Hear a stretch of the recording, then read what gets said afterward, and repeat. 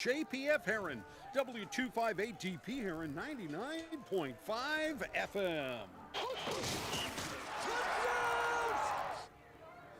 It's time for Carterville Lions football. NewsRadio WJPF is proud to be the home of the Carterville Lions all season long. This broadcast is brought to you in part by First Southern Bank, IBEW Local 702, Clark Concrete, Shawnee Health, Ralph Small Engine, and the SIU Credit Union.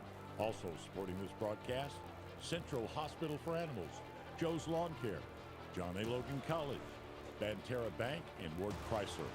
Also making this broadcast possible, the City of Carterville, Heather's Bake Shop, the Bank of Heron, and Polar Whip.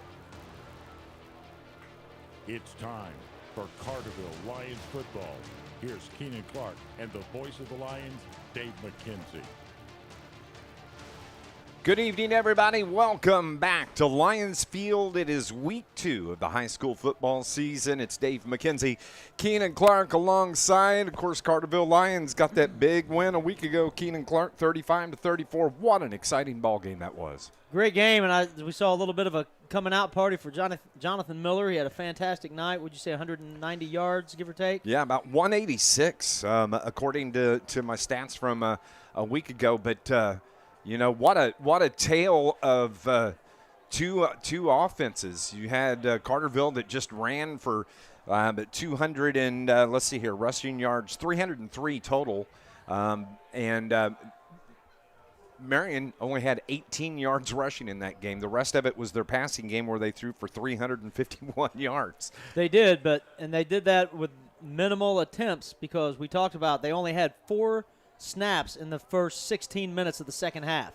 So Carterville came out, they controlled the clock, they took care of the ball like they were supposed to, and really I think the game came down to a couple of miscues by Marion. They had 2 interceptions, maybe a few ill-advised penalties at times that didn't do them any favors, and Carterville played a much cleaner game.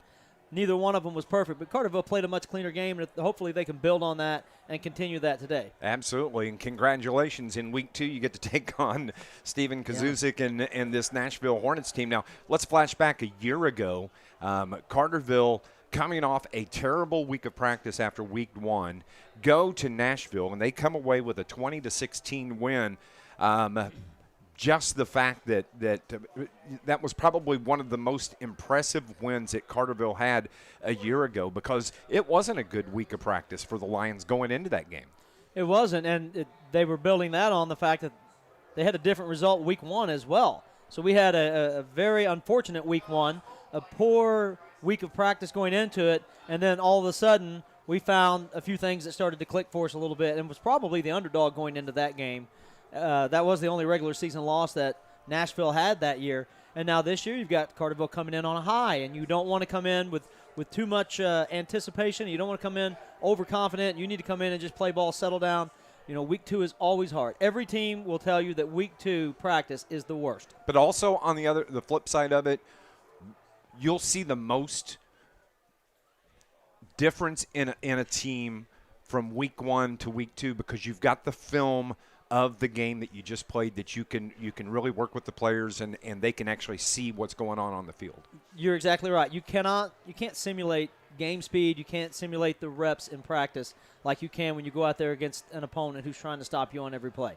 And so when you come out into week 2, the expectations are high. Like you really think that you have enough, and it's just hard for the kids to get themselves physically and mentally going. You spent all summer waiting on week 1. And then here it is, and it's over, and you want to take out and let out a deep breath, and then 4 days later come the Hornets.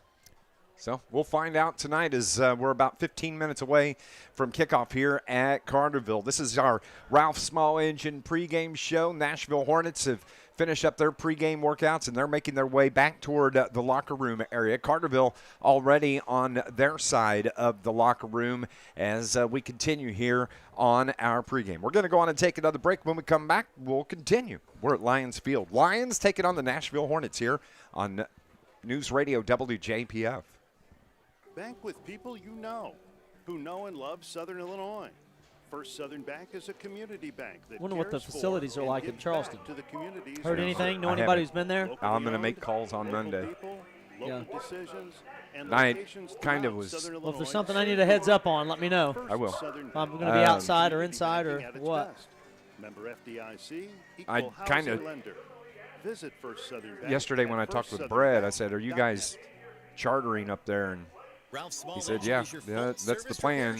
Yeah. And he said, if I can get everybody on the bus, and I kind of was thinking, well, I wonder if I can ride the bus, but if they're going to be short, then Yeah. I'll just take one of the station vehicles, and Yeah. I'll take off Friday afternoon. Hey, everybody watching online, one thing to keep in mind tonight, there is a huge NFL football game on YouTube tonight, and so if the stream is not good quality, that could play a big part in the quality of our stream. So Also, if they're coming in a little late, don't forget there's going to be some traffic issues potentially at Greenbrier and Grand Avenue with a 5K going on. you have to go up into Cambria and come back in, I guess. Yeah, and you can't get into Cambria from Route 13 either. Yep. So it's going to be some different routes to get in. Call to schedule an appointment or visit ShawneeHealth.com. Go Lions.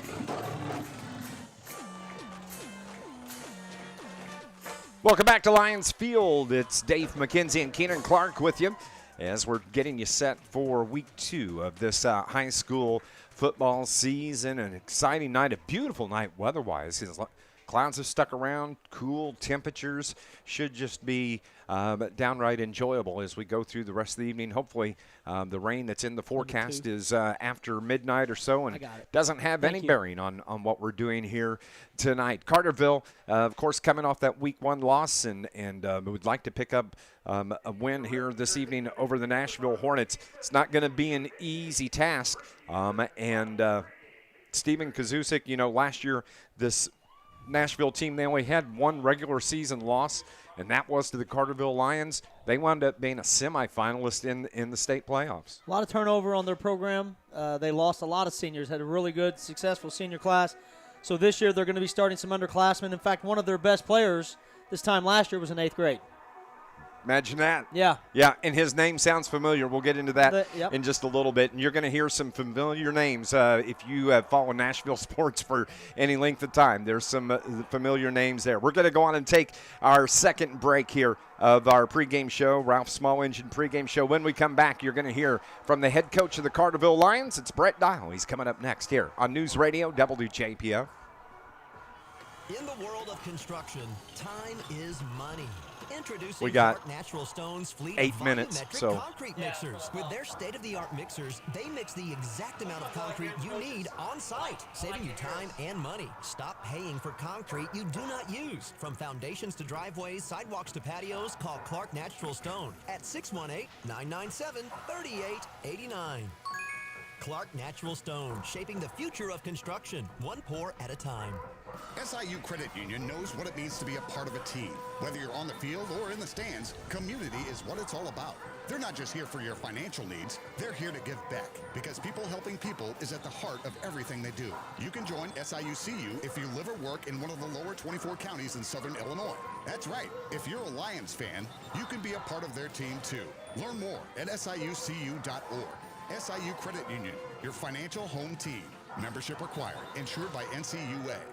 Looking for a bakery that's anything but ordinary? Heather's Bake Shop in downtown Carterville is serving up sweet surprises every day. From fresh cinnamon rolls, cookies, scones, cream horns, and muffins, all made from scratch with love and other natural ingredients. And don't forget the coffee bar. Sip on hot or cold brews, espressos, or a latte while enjoying a grab-and-go breakfast or lunch, all made just the way you like. Stop by Heather's Bake Shop in downtown Carterville or catch them at local vendor events. Heather's Bake Shop, baked with love, served with a smile. Coach Brett Dial joining us here on our pregame show, getting you set for Lions football as they host Nashville. It's nice having 2 home games to start the season. Yeah, I mean, it's nice for our team. It's not great from the athletic director standpoint, but, it's kind of nice to get on the road sometimes. But, no, it's good for our kids to be here and kind of go through our routine, our home routine, and have a big crowd. That was awesome week 1. I think we'll have another one week 2 here. So definitely gives us a little bit of energy and a little bit of fire here in the first couple weeks. Let's look back to that thrilling win last week over Marion. You pick up the 35-34 win. It was the story is in the difference on the offensive side of the ball. Marion couldn't run the ball. We didn't really throw a whole lot, and just a thrilling ball game. Yeah, we threw it when we needed to, but we definitely were going to try to establish the run, and we did that, and especially in the second half. We kind of changed even our running style. First half we were doing a little bit of our spread looks and doing a little bit of read and a little bit of option, actually, where our fullback and quarterback were teaming up for a lot of yardage. And then the second half, we really transitioned into more of a ground and pound, toe-to-toe, under center, power eye, a little bit of old school football, and tried to eat a lot of clock, which we were able to do. And, I think our best defense was keeping their guys on the sideline. They only ran 3 plays, I think, in the first. I want to say it's either the first 14 or 16 minutes of the second half. They only had 3 offensive plays. So I like our chances if we're able to control the ball like that. I think that, and we knew that coming into the season, was the fact that the line play, they just absolutely were dominant in that running game, especially in that third quarter.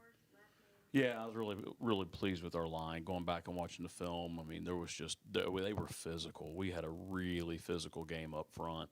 Led by our center, Jackson just really took care of the A gaps, and we were able to get quarterback sneaks for 5 yards just about any time we wanted it. And if you can just line up and run a quarterback sneak for 5, at will, well, you're going to be tough to stop, and that put a lot of pressure on Marion's defense. And then Johnny was able to break a few on the outside, and his running after contact. You and I talked about this week, or maybe even the post game. I don't remember, but in the summertime, I saw Johnny he had a great summer, and he really ran the ball well.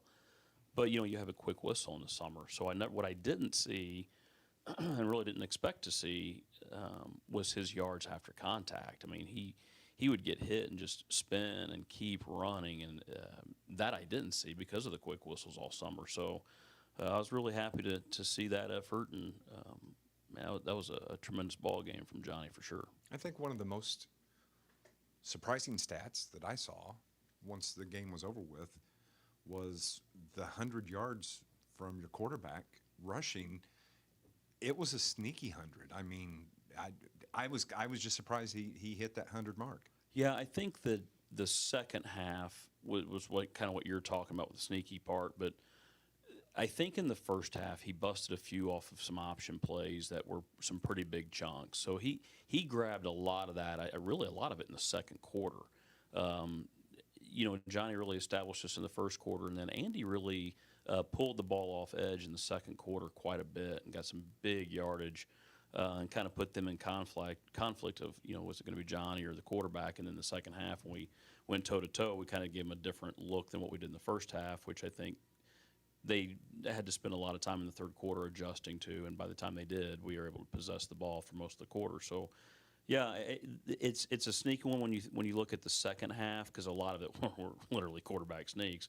But in the first half, he pulled off edge a few times and got quite a bit of that yardage then. I think the final thing to wrap up last week, the fact that you won the turnover battle, you kept possession of the ball the entire game. Right, we played clean, and for week one, that's pretty tough to do. And then defensively, how much time we got left on this, Brian? Do you know? Roper 3 times right out of Coach the gate has was 2 big minutes. time. We got 3 real big Okay. takeaways. And you win the turnover battle at home, you win the time of possession. Your chances of winning increase drastically. You get the Nashville Hornets that come to town. Doesn't get any easier week 2, but this is a team that they won their first game 28-21. And you mentioned in the post game the other day, see a lot of familiar names, and looking through the roster, you're exactly right. Yeah, it's just that the families don't leave up there. It just seems like they just keep reproducing. But they're tough every year. They are a pain for us to prepare for. Offensively, they do so much stuff. Just with formations and shifts and motions, and they have some pretty dynamic players out there again. And we saw a kid running around making plays on the film, and we're like, who is this guy? And he's a freshman. It's the coach's son. So he wasn't even on our radar. And they had him at 3 different positions, and he's like 6'2", 190. I'm like, my goodness. So we'll look forward to defending him for the next 4 years, and they'll do a lot with him right out of the gate. So they're going to be tough. They're well coached, and their kids play hard every year. So we got ourselves a battle. Yeah, Brantley looks to be, at least in week 1, the go-to guy. He had 23 yards receiving, 94 yards rushing. So they're gonna go to the freshman. Yeah, and where he is obviously at home with Dad, they can draw up some of the stuff, and they're 30. Always have some Okay, bring it back and find ways to get guys to in us. space and get guys the ball. And It'll be quick, though. His week 1 freshman debut. I know he played wide receiver, he played tight end, and he played some Wildcat quarterback for him as well. So, and scored 3 touchdowns. So that's a pretty big task for a freshman in the first game of their high school career. So. Hopefully we can slow them down a little bit and put some pressure on their defense and get out of here with a win. Well, good luck tonight. We'll talk postgame. Thanks, bud. Coach Brett Dial joining us on our pregame show, and is looking forward to this matchup tonight. It's always fun to watch Nashville. They just play so fast, and they have such a dynamic offense. It's going to see how we react to it defensively, but it's fun to watch them, and hopefully we get a good ball game tonight. Both teams are lined up on the sidelines. We are getting ready for our national anthem, and we're going to go on and take our final break here on our Ralph Small Engine pregame show, getting you set for week 2 of the high school football season. The Nashville Hornets visiting your Carterville Lions. Kickoff is coming up next on News Radio WJPF. High school football is here, and that means the return of Friday Night Live. I'm Darren Kennard, and you can join me live on Facebook after tonight's game for River Radio Sports Central's Friday Night Live. Catch all of tonight's scores and join in the discussion on the River Radio Sports Central Facebook page. River Radio Sports Central, powered by Clark Concrete, Ward Chrysler Center in Carbondale, and IBEW Local 702. I'll see you live on Facebook tonight for Friday Night Live. John A. Logan College is proud to support area high schools in the classroom and on the playing field. John A. Logan offers high school students the opportunity to earn college credit while in high school. Students can get a jump start on their college careers while saving money. After high school, students can easily transition to one of the college's career and technical education programs or a traditional baccalaureate transfer program. No matter your path, you'll know why everyone says, why would you go anywhere else? Good luck this season and visit jalc.edu. I'm Damian Mayo Jr., and I'm proud to represent Southern Illinois when playing for Saluki men's basketball. It's important to me to give back to this region. That's important to Banter Bank also, and it's one of the reasons that I'm proud to be a customer. They support their communities, and with their mobile app, I can bank on my time. Plus, they offer a Saluki Visa debit card that supports SIU scholarships and athletics. That was an easy win for me. Banter Bank, official partner of Saluki Athletics, member FDIC.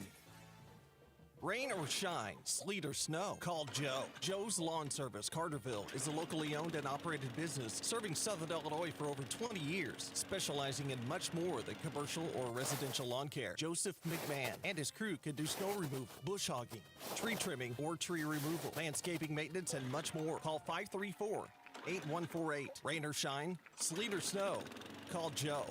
534-8148. That's 534-8148.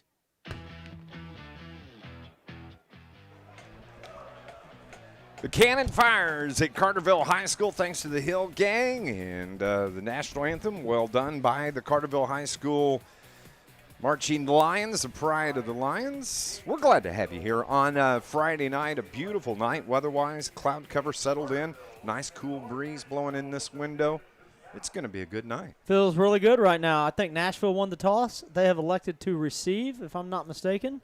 So we're going to get to see them on offense first and see what Coach Gerald's and Coach Wakey have dialed up on the defensive side. Yes, we will, and they're going to be led by Cole Stegman, the 6'1" sophomore quarterback for Coach Stephen Kazusic and the Nashville Hornets. Of course, we talked about another Kazusic player, and that is Brentley, and you heard Coach talk about him, the freshman. He stands 6'2".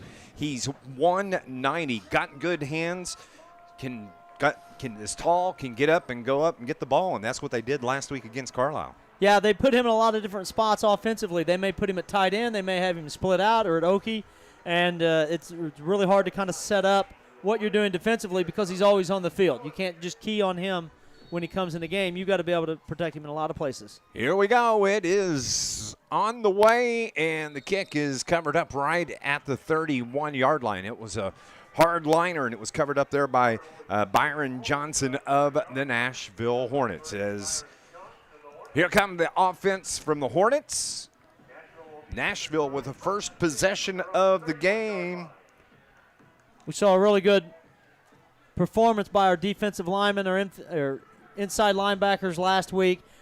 They didn't allow Marion to move the ball much on the ground. Now, Nashville will try to run it a little bit, but I really have confidence in the way our kids played last week if we can build on that momentum. Nashville Hornets in their white jerseys with the blue pants. Ball in the near hash, moving left to right, and it is the keeper, the handoff to Hayden Kirchner. He'll see the majority of the run game for the Hornets, and he gets right back to the line of scrimmage. So no gain for the Hornets on that first play from scrimmage. They go with tight splits there at Nashville. They put everybody right there together, and then they're happy with 3 yards in a cloud of dust type of offense. They give him a yard on that carry as Stegman rolls to his right, throws it out, and it's caught here on the near side. The reception from Gannon Turner, there's another name that you've heard from the Nashville Hornets. And Gannon Turner's got some good hands again. So they're looking at 3rd down and 1 for the Hornets from the 40. Stegman gives it to his running back, has the first down and a few more yards as he carries it out near the 45-yard line.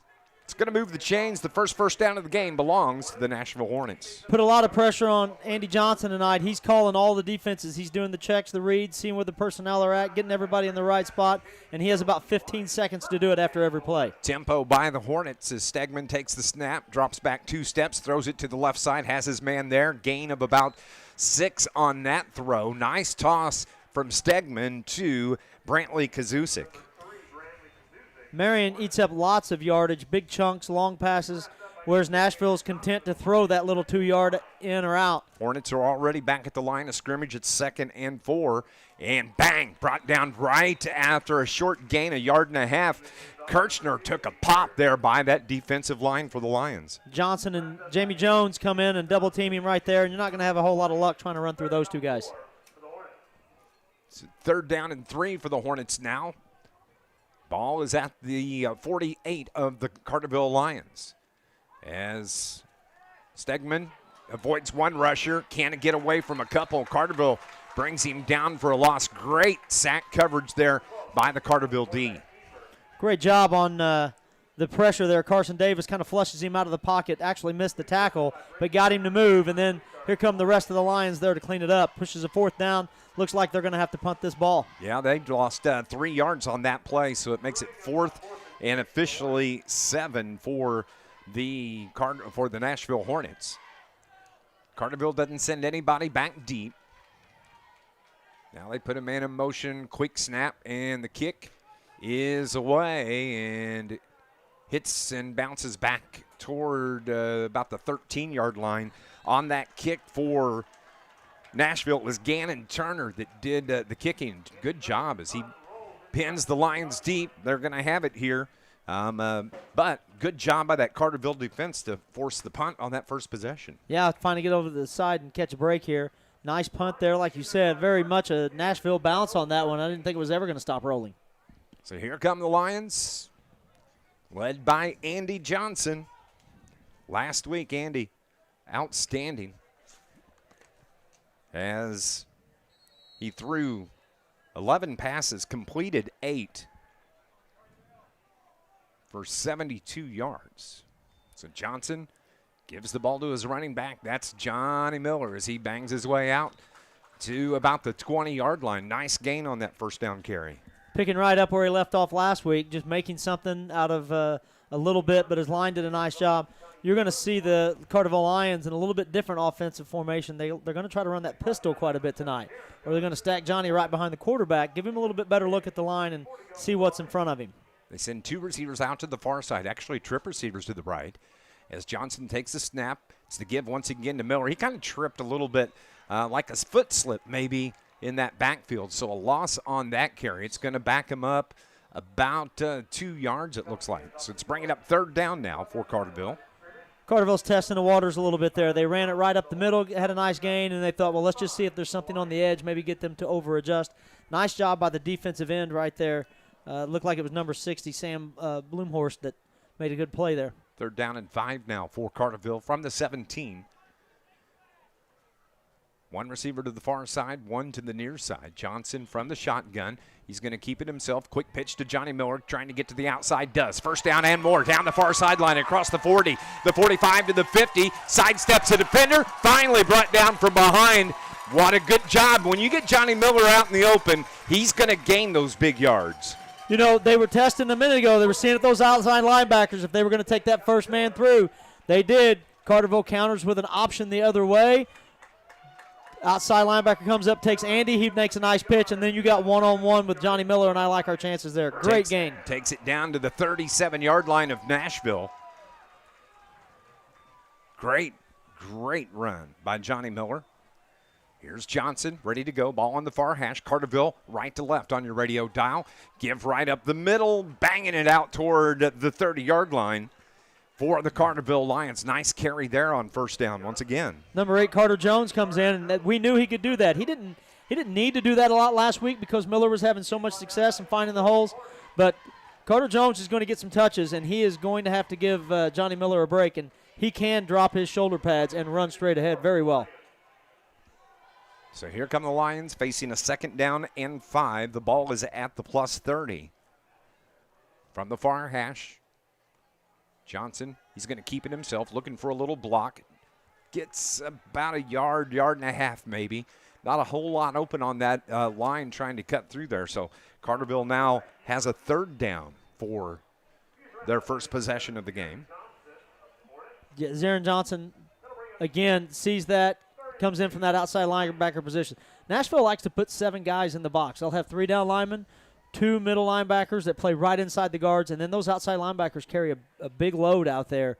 And so far, we've been making them work. 3rd down and 2 for the Carterville Lions. Everybody in tight. Full back. Give to the running back. Miller has to come back, and, man, he did good to even get close to the line of scrimmage. He had to kind of go backwards to avoid a defender, but he comes up short. So Carterville's going to go for it here on this 4th down. Yeah, again, a nice job. We couldn't get the outside linebacker sealed, and so Johnny tried to get around the outside, tried to get deep, and it just wasn't there. It didn't materialize for him. So 4th down for the Lions. No score here at Carterville. 6:18 showing on the clock. So Carterville has this 4th and 4. Big play early in the game for the Lions. 3 receivers to the left side. Johnson looks to the sideline, sets. Miller's his running back off his left hip. Johnson keeps it, cuts it up. 1st down for the Lions. Gets away. He's going to score. Andy Johnson from the 31. It's a 31-yard touchdown run.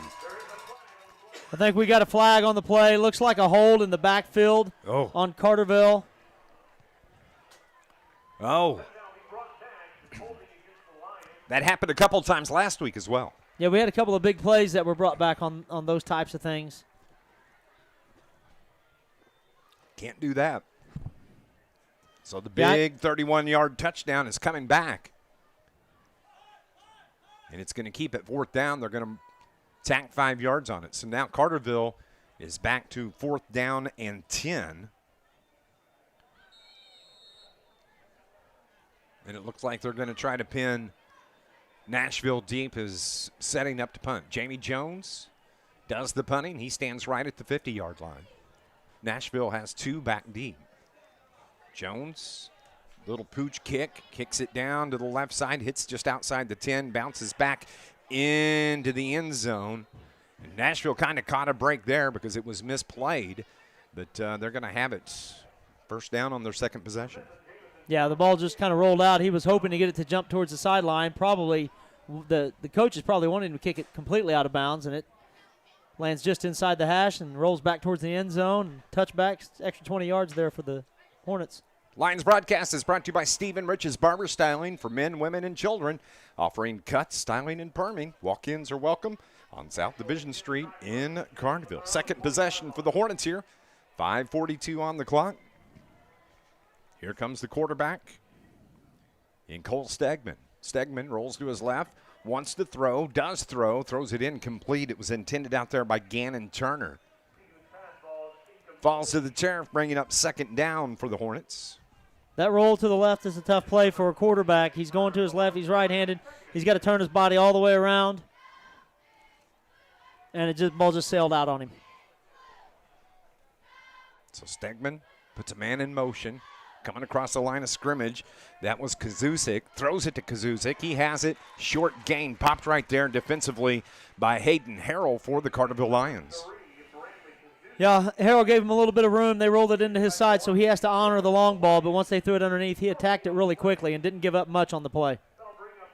Third down and 8 now for the Hornets. Ball is at their own 22-yard line.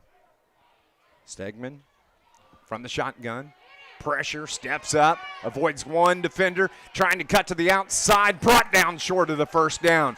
That was Andy Johnson. I think it got a hold of him and dropped him short of the line to gain. It was great pursuit. Andy originally had dropped back into coverage. When he sees he starts to scramble, he is running for his life to try to get away from Silas Lee, and then Andy comes up and finishes the job. So great job, team defense right there. If Johnson doesn't get him, Nashville gets the first down. So they're going to punt again.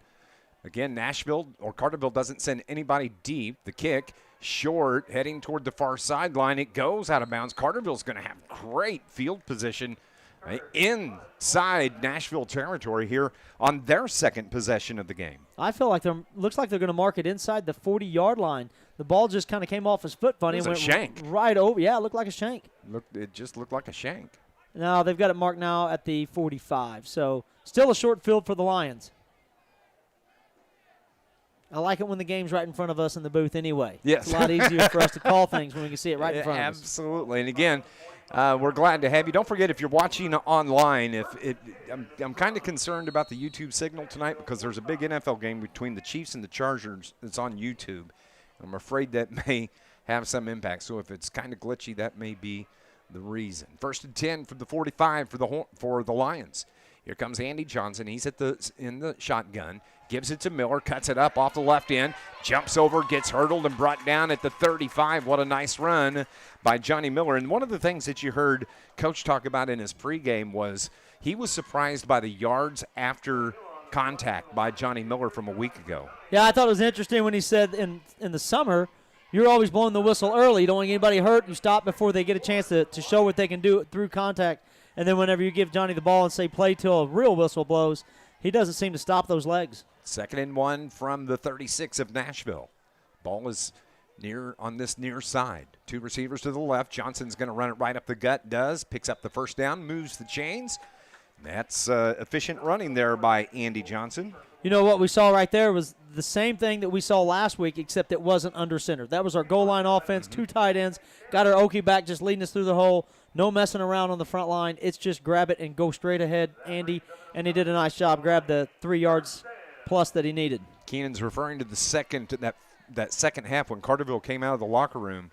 They went on a 15-play drive, just ran it. Mm-hmm. Johnson from under center. Here he's in the shotgun. He's got 1 receiver to the far side, 1 on the near side, but he gives it to Miller. Miller sidesteps another defender, just kind of jukes his way back and forth, left and right, and brought down inside to 30. They're going to mark him just short of the 28-yard line.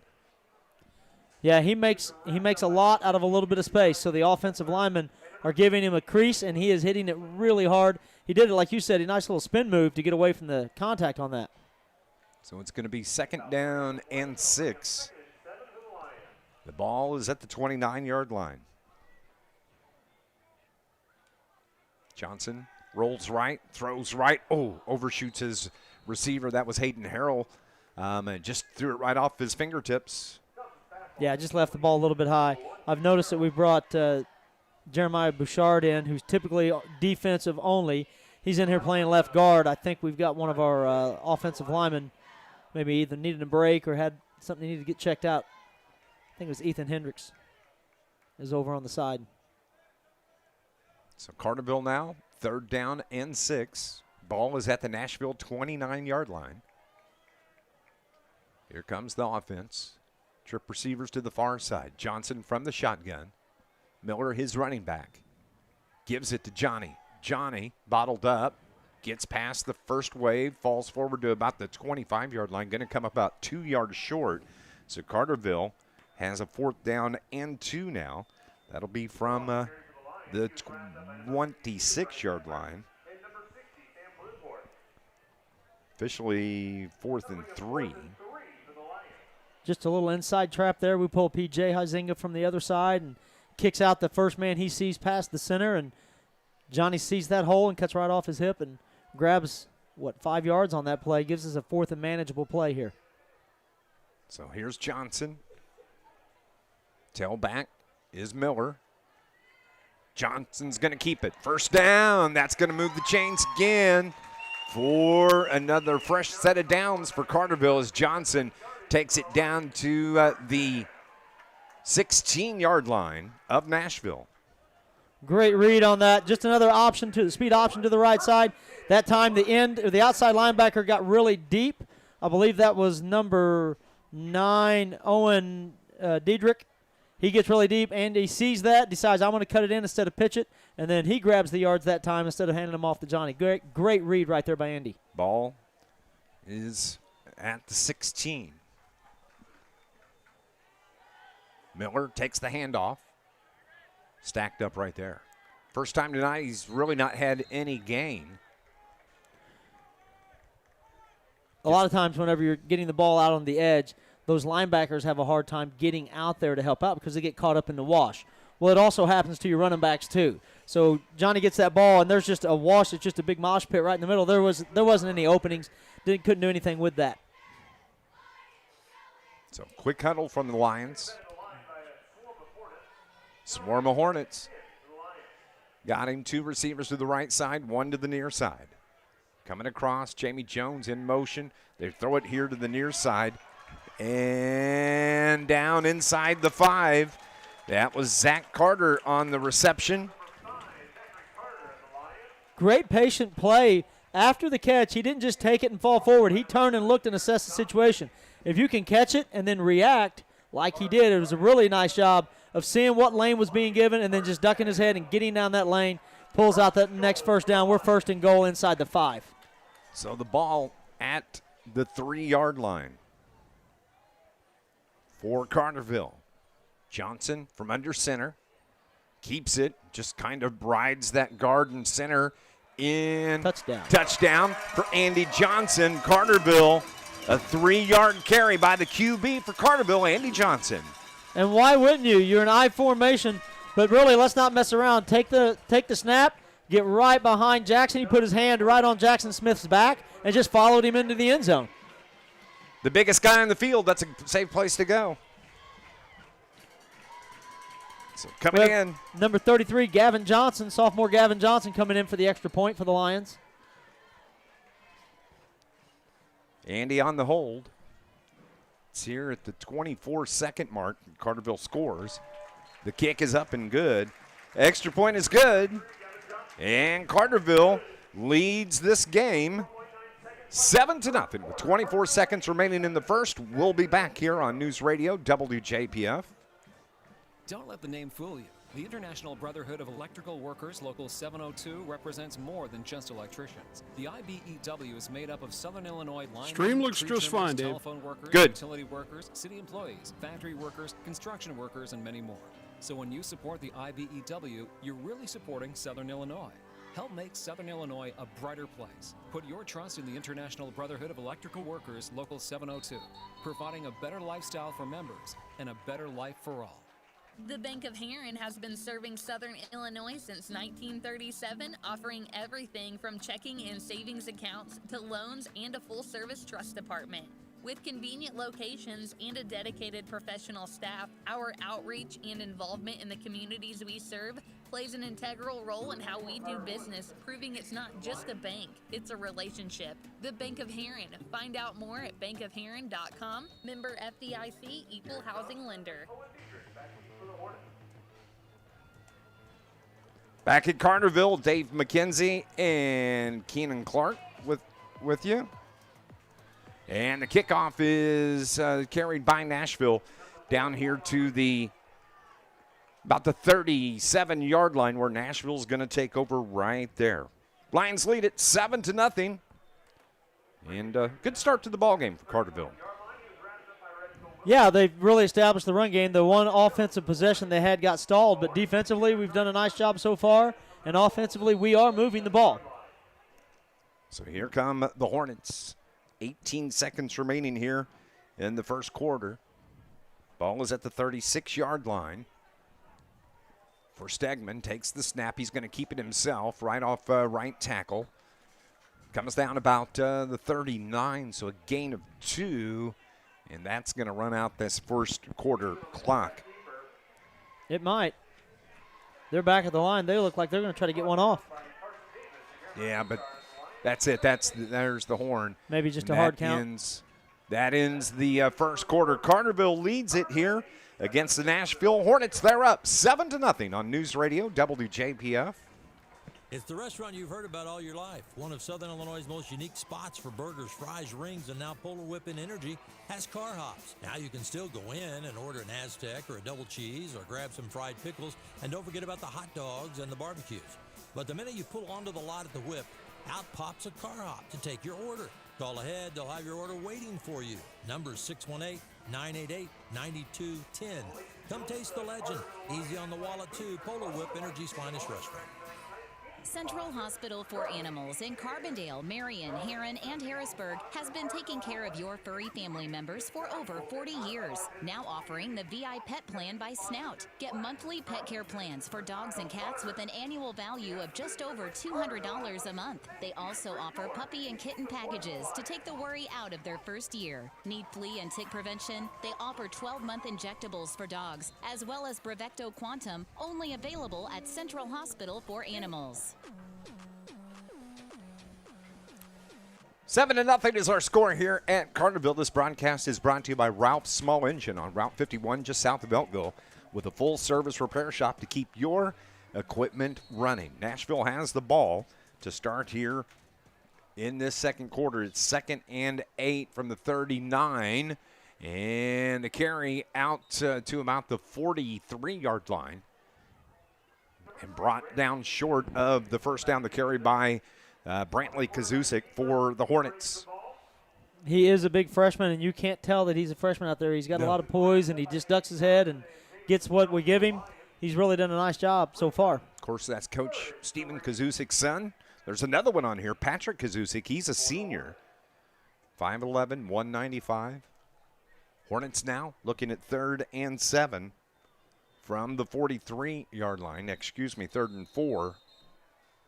And a whistle is going to stop play. Timeout is called by the Hornets. We'll keep it right here. This Lions broadcast is brought to you by IBEW Local 702, providing a better lifestyle for members and a better life for all. Also, don't forget, coming up after the game tonight, join Darren Kennard for River Radio Sports Central. It's Friday Night Live. Darren running around Southern Illinois this evening, and he'll get some video clips, but he goes through and recaps all of the football games, and he does that on Facebook. So usually around 10:30 is when he'll go live, and just watch the Facebook page for River Radio Sports Central, and you can watch Darren as he recaps all of the high school action around the region tonight. Next week, road trip for the Carterville Lions. We're going to Charleston, buddy. Giddy up. Here we go. Yeah. So here come the Hornets. They're ready. Quick timeout called by Coach Stephen Kazusic. 7-0 here. Just underway in the second quarter. It's 3rd and 4. Ball is at the 34-yard line. Trip receivers to the left side, but it's the give to the running back. That is Kirchner. Kirchner burst his way out close to a first down. It's going to be first down. They're going to move the chains.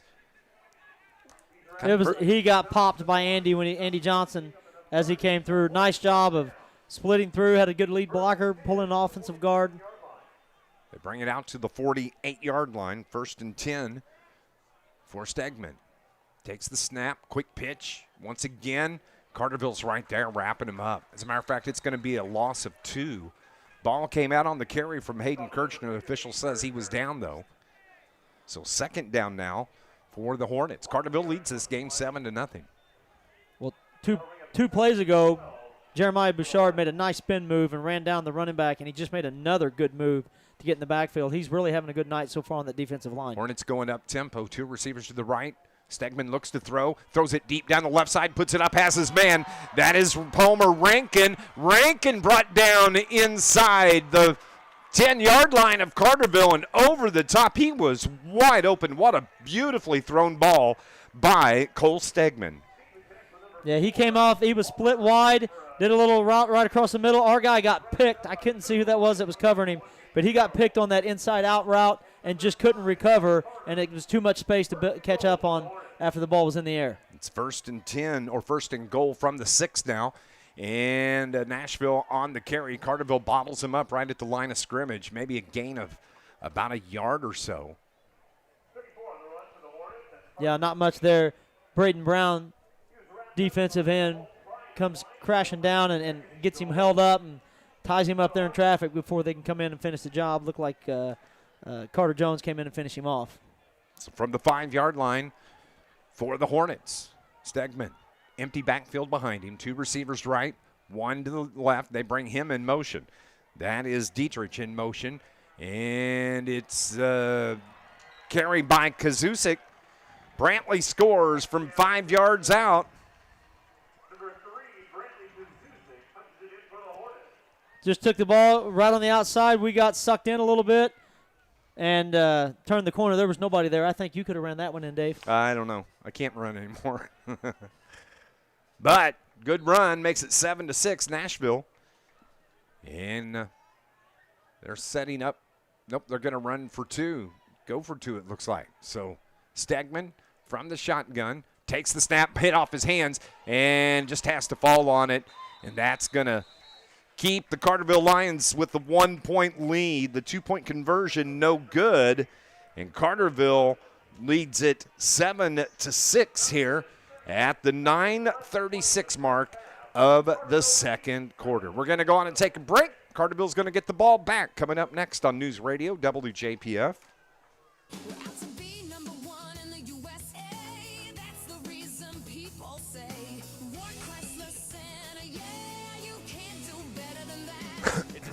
To remember at Ward Chrysler Center, discounts massive, up to $15,000 off. Every vehicle on sale, no exception. 0 down, 0 payments for up to 3 months. Touchdown! If you don't come see me today, I can't save you any money. Ward Chrysler Center, yeah, you can't do better than that. Bank with people you know, who know and love Southern Illinois. First Southern Bank is a community bank that cares for and gives back to the communities we serve. Locally owned, local people, local decisions, and locations throughout Southern Illinois to serve you. First Southern Bank, community banking at its best. Member FDIC, equal housing lender. Visit First Southern Bank at firstsouthernbank.net. Here's the kickoff. Nashville kicks it away. It's taken by Carterville's up man at about the 27-yard line, trying to get down the sideline, and a nice little return for Carterville on the carry by, that was Jack Dodson for the Carterville Lions. If you remember last week, Jack Dodson had a really nice punt return, brought the ball all the way down the sideline. They had just dropped him back in safety just for coverage on that last week, and then he got the late hit call. Got us an extra 15 tacked onto that, and here he made a nice positive gain on that kickoff return. So here come the Lions. They lead it by 1. It's 7-6. Coach or quarterback Andy Johnson sends 2 receivers to the left side, 1 here on the near side. Carterville's moving left to right. They're in their blue over blue uniforms tonight. Quick pitch here to the near side. On the reception for Carterville, that's Aiden Swallers. Swallers, nice gain. That's going to be enough to move the chains, it looks like. First down for Carterville. You know, for a few years there, we ran that play over and over and over. We haven't seen it as much this year, but we haven't had to yet. But I love that little quick screen over to our sideline. Catch it. If you got numbers on that side, try to beat somebody and big gain. It's Carterville looking to go a little bit up-tempo as well.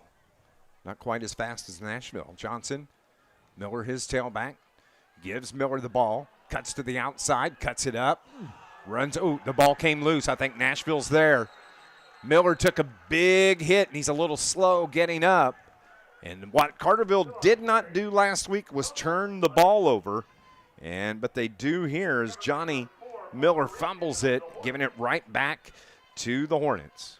Well, Johnny looks a little upset right now. He's got his hands over his face. I'm sure he's feeling a little disappointment in himself more than anything. But he's got to get over that. He's still an important part of this play. There's a flag. Penalty against the Lions. Looks like it got declined. But we'll see Johnny he'll get tough. He'll put that behind him. He's got Jackson Smith over there telling him, we got football left to play. Let's move on. Yep.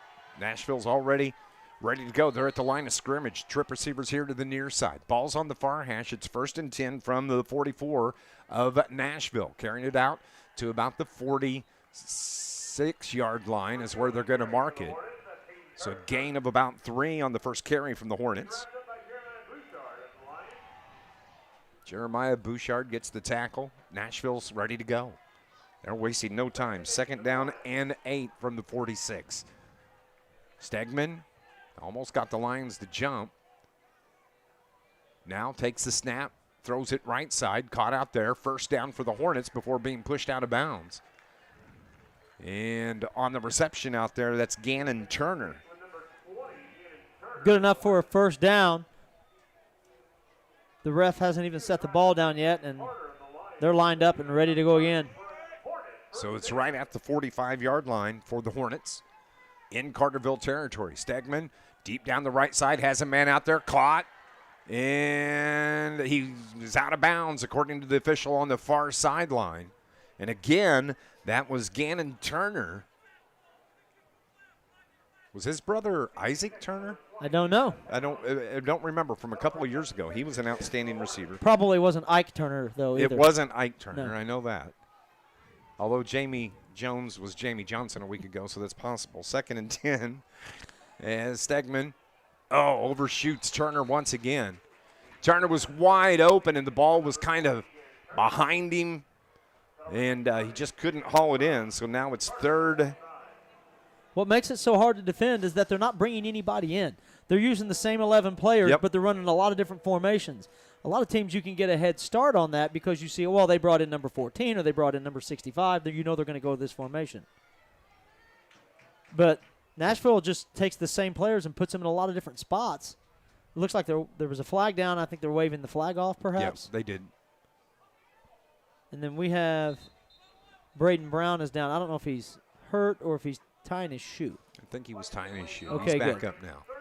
3rd and 10 now. 3rd and 10 from the 45 for the Hornets. They'll have it at the Carterville 45. Stegman looks to the far sideline. They're looking to see what Carterville's D is doing. And they want to talk about it. They didn't like what they saw, so they're going to call a timeout. 8:32 remaining here in the 2nd quarter. We'll pause for 30 seconds on News Radio WJPF. Ralph's Small Engine is your full-service repair shop that keeps your equipment running year-round. At Ralph's, they treat each customer like family. They offer the best brands of the business, like Hustler, Skag, Echo, and DeWalt. Financing is available with interest rates as low as 0%. They don't do high-pressure sales. Just get you into the equipment you need at the best price. Family-owned since 1995. Ralph's Small Engine on Highway 51 just south of Elkville. Best of luck this season. This Lions broadcast is brought to you by Malone's Early Learning Center in Carterville, offering programs for infants to school-age children, as well as pre-K and Head Start. It's the best care anywhere. Malone's Early Learning Center. It's 3rd down and 10 for the Hornets coming out of the timeout. Stegman by himself in the backfield, steps up, has some room to run, spin, and is brought down. Short of the 1st down. He's going to be brought down just short of the 40, so they'll mark it at the 39. Good recovery out there by the defense by Carterville. Nice job. They had a safety had to come all the way up on that one. Drake Cappy had to come and finish him off. He got held up by Zach Carter, but it was just those two. If he gets by those two, it's a touchdown, and they did a really good job of just dragging that play out. Now we got a 4th and long. Yeah, 4th and 6 officially. Everybody stacked in tight over on the far side. Bringing man in motion. And, they're going to kick it away. Trying to catch Carterville off guard. Carterville didn't have anybody deep. Got a good bounce. The ball gets into the end zone just barely. So that's going to bring it out to the 20-yard line for Carterville. So what started as a promising drive for Nashville, snuffed out by that Lions D. Yeah, really good job. They finally buttoned up a little bit. What Carterville needs to do now, you've got 7 minutes and 45 seconds. And after what I saw last week, it's not too much to expect that they might be able to hang on to this ball till the end of the half. So you either want to end up with a score or run the clock down to where you're going to go into halftime with a lead right here. I mean, this is an opportunity for your offense to just take over the game. Here comes said offense. Quarterback Andy Johnson. Miller, the running back.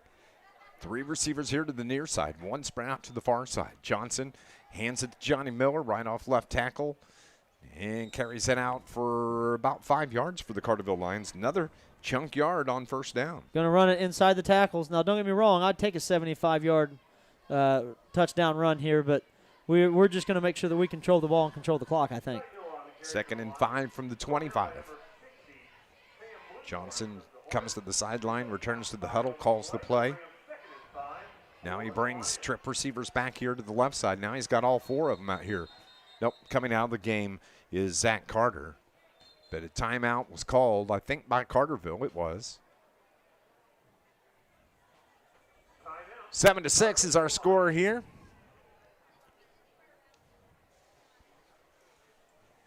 There was a lot of good games around the region. Where's my cheat sheet? We'll go through and update all the scores coming up at halftime. I guess this is what I wanted to talk about. The John A. Logan Little Egypt football poll came out this week. Okay. Last week, the Marion Wildcats were number 1. Disagreed with it. Carterville, number 2 this week. Benton is number 1 after they blew out Heron. Centralia, number 3. DuQuoin, number 4. Carbondale, number 5. But Carterville is in the Class 4A poll, number 10 this week. That's nice that The you're getting AP. votes. Yeah. That's nice that you're getting votes, but you got to take care of business 1 week at a time. And polls don't win games. Can't get too hung up on that kind of stuff right now, but it's nice to be recognized, and a lot of that's just reputation, and, Carterville is going to be there by the end of the season. 2nd and 5 from the 25 for Carterville after the timeout. Everybody set, trip receivers to the right side, 1 out to the far side.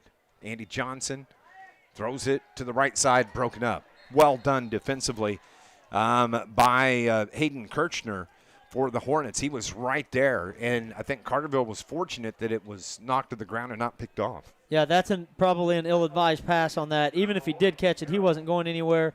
Nashville had read that, and we're lucky that didn't end up 6 the other way. So Andy Johnson now returns to the huddle. Coming up at halftime, we're going to hear from Darren Kennard, give you a look at what's going on around the region sports-wise. That'll be part of our halftime report. We'll update scores from around Southern Illinois. Recap this game. Johnson looks to throw, lobs it up here to the near side, over the head of Johnny Miller. That's something you don't see a lot from Carterville. You don't see them throw the ball to the running backs out of the backfield. We haven't done that much. It's not part of any of our packages. We see it right there, and if he catches it, then it's probably 6 points. If it was just a little bit further in front of him, he gets it. But it was kind of up over his head, behind him a little bit, and just couldn't come up with it. As Carterville is looking to punt again. Now Nashville has 2 people deep. Oh, good kick from Jamie Jones. Hits at the 48-yard line. It's picked up by the Hornets, and Carterville's got 2 guys right there. Just swallow him up on that return by – that was Byron Johnson for Nashville on the return. And then he's brought down immediately by Braden Morse and Reggie Wilson. Those 2 are right on top of it as soon as he makes a cut. He had nowhere to go. Great job by those 2 sophomores. Yeah, absolutely. That's how you play special teams right there. Still 7-6, 6:52 remaining. This is 4th possession for Nashville here in the second quarter. Both offensive have done some really good things, but the defense on both sides have been really good tonight. So here is Stegman Three receivers right. Has a running back on his left hip. Throws it to the right. Screen out there to the far side. That's Turner with the reception. Well done. It's going to be a reception for a loss. It's going to be a loss of about 1, but good defense out there on that far side. Yeah, a lot of pursuit. As soon as that ball was in the air, Carterville had 5 players right there ready to bottle him up. So Nashville, 2nd and 11 now from the 41. Stegman now this time looks left, throws it across the middle, has his man, pick off. That's Andy Johnson with it. Andy carries it out. It was tipped around. He dodges one defender and finally is still on his feet down inside the 10 to the touchdown. Pick 6 for Andy Johnson. How? There's 3 flags back at the 43-yard line. How the heck did he carry that all the way in? I'm going to tell you, flag or no flag, that was the best interception return yes, that I think I've ever was. seen in high school football. I thought he was down 3 times. I know. And he just kept on chugging. Now, clearly these flags are probably going to bring the play back. Holding against the Lions. Carterville should retain possession, and really that's all that matters. Yeah. What a return. Andy's going to need a breather for a second. He's got his hands on his hips as he. No, he's not. No, he's good. I don't think you could drag him off the field right now. No, you couldn't. You couldn't, but what a dandy return from the senior quarterback. I guess the ball senior was thrown in the linebacker middle. On that one. The ball was thrown in the middle, and it bounced around a couple of times. Yeah. And I really thought that Jack Dotson was going to come up with it, and Andy just ran right in front of him, took it from him, and said, "I'll take this one, son." And he ran it all the way to the house. Step aside. That's exactly what happened. They're going to put the ball down at the Carterville 49. So 5:59 showing on this clock. 1st and 10 from the 49 for the Lions. Johnson's in there. He's ready to go. No break for him. Miller, the tailback. Receivers split left and right for the Lions. Miller right up the gut. Across the 45 of Nashville. Brought down about 1.5 yards, 2 yards short of the first down. Big chunk yard gain of 8 on that carry. I love that call. Jonathan Miller had the fumble the last possession. He was a little down on himself. We get back on offense. You give him a pat on the back, and you give him the ball and say, "We're not through yet." Nice run on his part, a little redemption. 9-yard run, 8-yard run on that. To the 48, or excuse me, the 43 of the Hornets. Jones in motion to the right. Andy keeps it, has the first down, and a couple of yards more. Down to about the 36-yard line. Well done by the quarterback. Yeah, now we can maybe put together that drive that we needed. Run the ball down there, try to put some points on the board, but maintain possession, keep Nashville's offense off the field. Down to the 37-yard line of the Hornets. So Carterville sends 2 receivers out to the far side. That's Harrell and Zach Carter out there. Here on the near side, Aiden Swallers. But it's the give to Miller, spin move, and he's brought down after getting hit right at the line of scrimmage. He does pick up about 2 on that carry. So 2nd down and 8 now for Brett Dial and the Carterville Lions. Yeah, we're doing a lot of fold blocking in the middle, which we're just blocking backside and then pulling into that hole. And it's not designed necessarily to get big breaks and long runs, but it's grabbing us the 3-4 that we need. The ball here on the near side of the field. 2nd down and 9 officially. It's the give to Johnson. Johnson cuts it up, tripped up, keeps his legs a-churning, and picked up some additional yards there. Is it going to move the chain? It is. It's going to be a first down. That was a good carry by John. Yeah, that's what we did so well last week. We got those guards pulled out. They're outside the box. They're lead blocking out there. I see, P.J. Huizinga getting out there, picking up a linebacker, outside linebacker, and opening up a little space. Now you're depending on a safety to come up and tackle Miller. Carterville's got it at the 22 of Nashville. 4:10 remaining. So one receiver left, one to the near side. Johnson from the shotgun. Claps his hands, puts the play in motion. Miller popped right there. Nothing doing for Johnny Miller as the Hornets were right there. And on the stop, that is Bryce Shetler for the Hornets. Yeah, he took that linebacker's 225 pounds right in his chest whenever he got to the line of scrimmage, and it laid him out, but he's up and ready to go again. Clock ticks, 3:40. Carterville facing 2nd down and 9. Big Jackson Smith, the center. Gets a hold of the ball, snaps it to Johnson. Johnson whips it out to the right side. Caught there by Swallers. Swallers driven out of bounds. And it's going to be about 4 yards short of the first down. So Carterville's looking at about a 3rd and 4. Swallers made a nice run after catch. Dodged the first tackle. Got it moving forward down the field.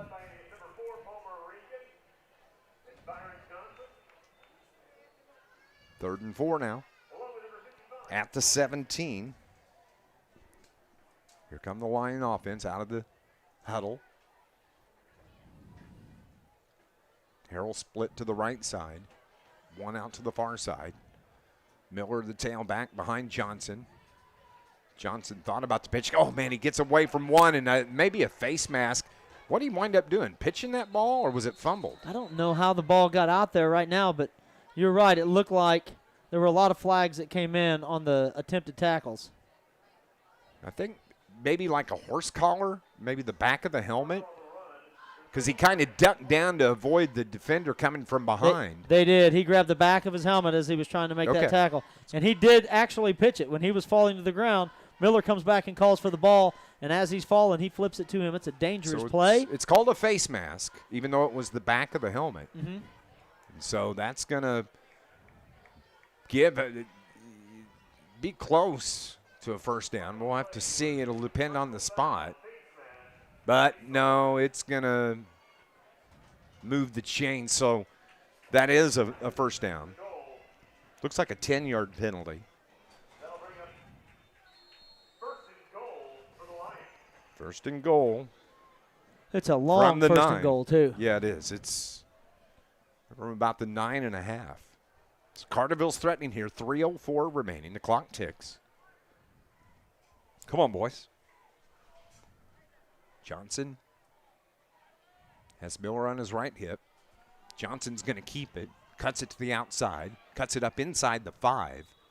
That's where he's brought down right there. Just short of the goal line. He did come down in the field of play, so the clock is still running. So there's 2 minutes and 36 seconds left on the clock, and we still have 30 left on the play clock. So we really shouldn't get in any kind of hurry here. We don't want to give Nashville 90 seconds to get the ball back. When they get the ball back, we want them to have 40 seconds, and we can control that a little bit. 2nd and goal to go from the 3.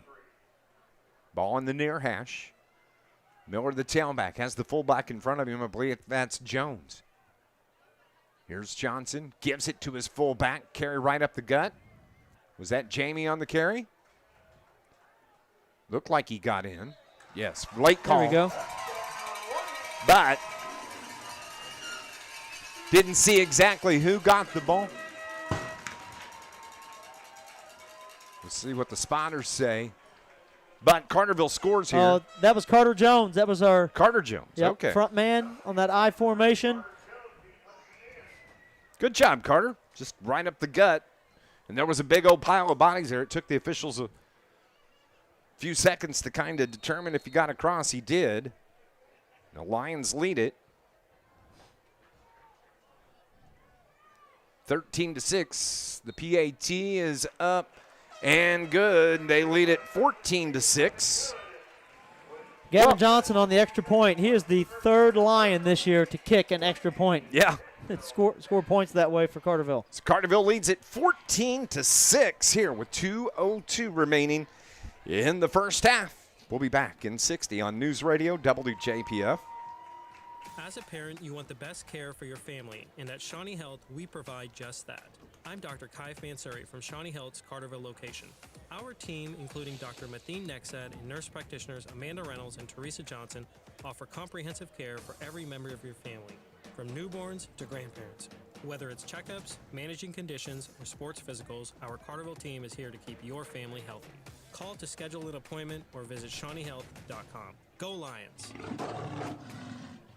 Are you looking to enhance the beauty of your home or garden? Look no further than Clark Natural Stone, your go-to destination for rock, decorative stone, mulch, and even topsoil. With a wide range of high-quality natural stone products, Clark Natural Stone has something to fit your taste and style. Clark Natural Stone understands your unique wants and needs when it comes to turning your home into the talk of the town. So if you're looking to make the outside of your home as beautiful as your inside, go 5 miles east of Marion and talk to the folks at Clark Natural Stone. Clark Natural Stone, premier landscaping service of Southern Illinois. Carterville leads at 14-6 here with 2 minutes remaining in the first half. Little short kick by Carterville, hits at about the 27-yard line. It's covered up there by the Nashville Hornets and brought down to about the 30. I think it was Brantley Kasusic on the cover up there. It was a little bit of everything. Like, he's on your kickoff return. He's doing a lot offensively. But again, on our play, I see one of the guys that gets out of the pile is Reginald Wilson. He continues to make an impact on special teams or anytime he gets on the field. Anytime he gets an opportunity, seems like he's right there. So, Stegman, timeout called before the snap. We had some confusion. There's a little confusion in our defensive backfield. Looks like our safeties are going to talk it over right now. Coach Gerald's maybe doing a little more than talking while he's out there, but they're going to get it lined out. There's not a whole lot of time left. You know what's coming. They're going to try to move down the field quickly, take big chunks, so we got to be ready. Of course, Carterville coming off that big Week 1 win, 35-34. Nashville had kind of an odd situation in their Week 1. Normally, when they play Carlyle, it's not a very close game. They take care of business. But Carlyle much improved, and they win at 28-21. And, Coach said that he was able to gain quite a bit off the game tape from Nashville and Carlyle from a week ago. Yeah, that matters. When a team's in a competitive game, they can't hold all of their cards till Week 2. Now they've got to bring some things out. Here's what's interesting. Carlyle had to play their Week 2 game last night. They played Lawrenceville. Lawrenceville was 0-9 a year ago, and they beat Carlyle last night. So you don't know. You don't know what Carlyle you got right now. So, here we go, coming out of the timeout, 1st and 10 from the 29 for the Nashville Hornets. Stegman, trip receivers to the far side. They're moving right to left. Stegman rolls right, cuts it up. Now finally throws it through it behind on a drag route. It was intended for Kasusic. And it falls incomplete. 2nd and 10 now from the 29. I think if he would have had another second or two, he might have seen he had a receiver out deep that got beyond the safeties there. That would have been number 20, Gannon Turner. He got loose deep, and I just don't think he could get enough underneath him to get that throw in. So it's 2nd and 10 with 1:53 remaining. The clock stopped. 3 receivers near side, 1 to the far side. Throws it out to that right side, and it was way off the mark, intended for Gannon Turner out there. So 2 incompletions from Cole Stegman for Nashville. You know, we haven't seen Jackson Smith on the defensive line this year. He's not had a whole lot of reps. They still have him over here, and they were willing to use him. But, you know, he's not really built for the pass rush. He's more of a run stopper. And when you get Nashville who's going to throw, especially in this situation, might as well keep Jackson fresh and keep running those yards right behind him in offense. 3rd and 10 for the Hornets. And timeout called by Stephen Kasusic, the head coach of the Nashville Hornets. We'll pause for 30 seconds. Back here on News Radio WJPF. SIU Credit Union knows what it means to be a part of a team. Whether you're on the field or in the stands, community is what it's all about. They're not just here for your financial needs, they're here to give back, because people helping people is at the heart of everything they do. You can join SIU-CU if you live or work in one of the lower 24 counties in Southern Illinois. That's right, if you're a Lions fan, you can be a part of their team too. Learn more at SIUCU.org. SIU Credit Union, your financial home team. Membership required. Insured by NCUA. Glad to have the Carterville Lions, or the city of Carterville, as one of our sponsors. Mayor Brad Robinson wants to let you know there's a scheduled water system outage coming up tomorrow. It's going to start at 10 p.m. tomorrow night. The outage is due to a valve and water main replacement on Ridge Street, and the outage is expected to last about 3 hours. When water service returns, city is going to be under a boil order until sometime Monday. The mayor and the city of Carterville say, let's go Lions. Carterville's had some water issues here. Yeah, they're working on it. And even Craneville infrastructure today caught up, yeah. So here we go. Coming out of the timeout, 3rd and 10. $1:50 remaining until halftime. And it's the give to Kazusic. Kazusic is brought down at about the 32-yard line. So a short gain and a timeout called with 1:43. I think they just lined Kazusic up at quarterback and snapped the ball directly to him. They had some success with him in the first half. They put together a nice little short field drive with him at quarterback almost exclusively. And so they may be looking to try that all again. I don't know how much he throws it, but he does seem to be pretty handy in the run game back there. I've got some stats from them. If I can find my sheet. I'll have to look and see if he had any tosses. It's in the binder. So last week against Carlyle. No, it shows Stegman. He was 20 of 28 for 204 in that win over Carlyle. Yeah, and that's what we've been seeing tonight. I think they're getting the ball to Kazusic whenever they want to try to run it off the edge. A week ago, Kazusic had 23 yards rushing, and he had 94 yards receiving. Outstanding freshman, and we're going to get to watch this for 4 more years. We are. Kind of scary to think about. Down the timeout, it's 4th and 7 from the 29 for this Hornet offense. Stegman punts it away. Carterville has man back. Taking it here to the near side, got past the midfield and finally run out of bounds. What a nice return. You talked about it earlier. Jack Dodson with another one right here. And Carterville has a minute and a half.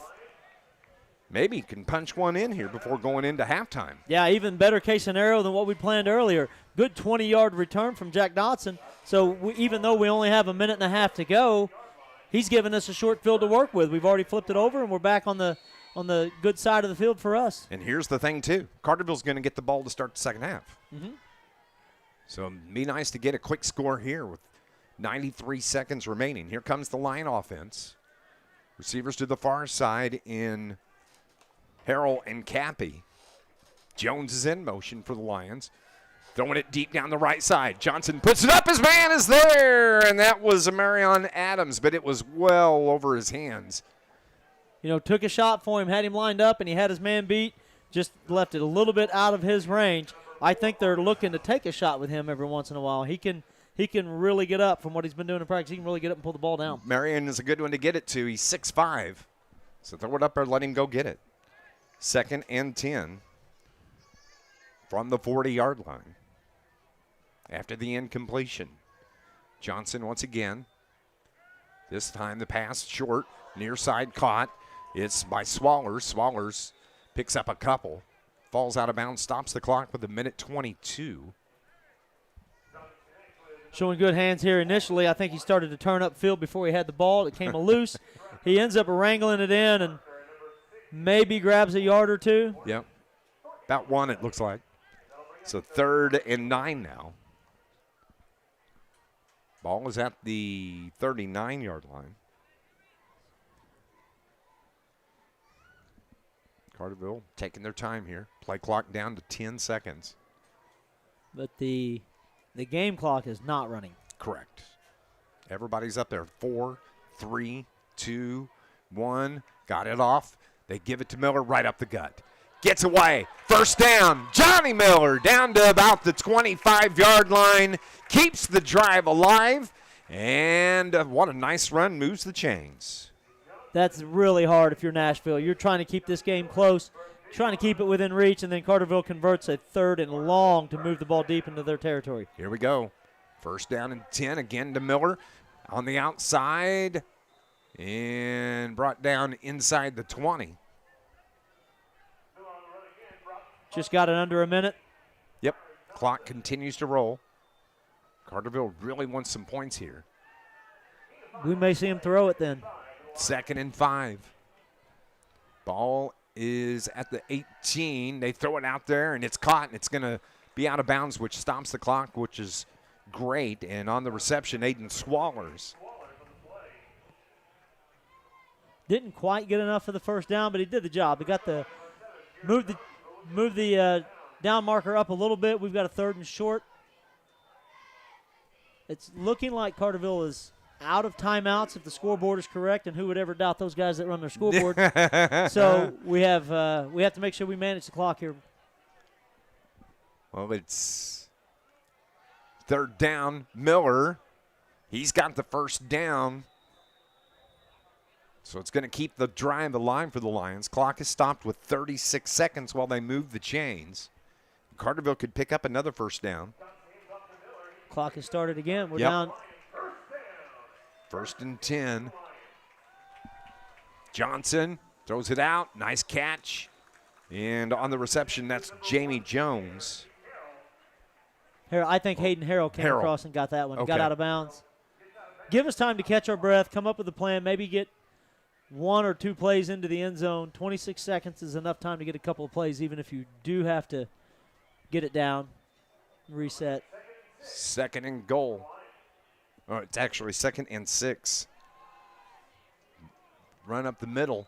Boy, with 20 seconds left. Tried Can to they sneak. get another playoff? I think they were trying to sneak one in on them, hoping they'd spread out, looking for the pass deep like I'd mentioned, and then didn't work. Snap it. 10 seconds. And it's caught. Nice catch by Drake Cappy, but 3 seconds, 2, 1. Carterville can't get the playoff, and that ends the first half of football. Wow. That was exciting there for just a minute. But we're going to halftime, and guess what? Your Carterville Lions lead the Nashville Hornets by a score of 14-6. Good half of football between these two teams. Carterville has the 8-point lead, and we are going to our halftime break. Halftime brought to you by Ward Chrysler in Carbondale. Lions lead at 14-6. Stay with us. Our halftime report is coming up next here on News Radio WJPF. Looking for a bakery that's anything but ordinary? Heather's Bake Shop in downtown Carterville is serving up sweet surprises every day. From fresh cinnamon rolls, cookies, scones, cream horns, and muffins, all made from scratch with love and other natural ingredients. And don't forget the coffee bar. Sip on hot or cold brews, espressos, or a latte while enjoying a grab-and-go breakfast or lunch, all made just the way you like. Stop by Heather's Bake Shop in downtown Carterville or catch them at local vendor events. Heather's Bake Shop, baked with love, served with a smile. You're listening to Carterville Lions football on News Radio 1340, WJPF Heron, W258DP Heron, 99.5 FM. John A. Logan College is proud to support area high schools in the classroom and on the playing field. John A. Logan offers high school students the opportunity to earn college credit while in high school. Students can get a jump start on their college careers while saving money. After high school, students can easily transition to one of the college's career and technical education programs or a traditional baccalaureate transfer program. No matter your path, you'll know why everyone says, why would you go anywhere else? Good luck this season and visit jalc.edu.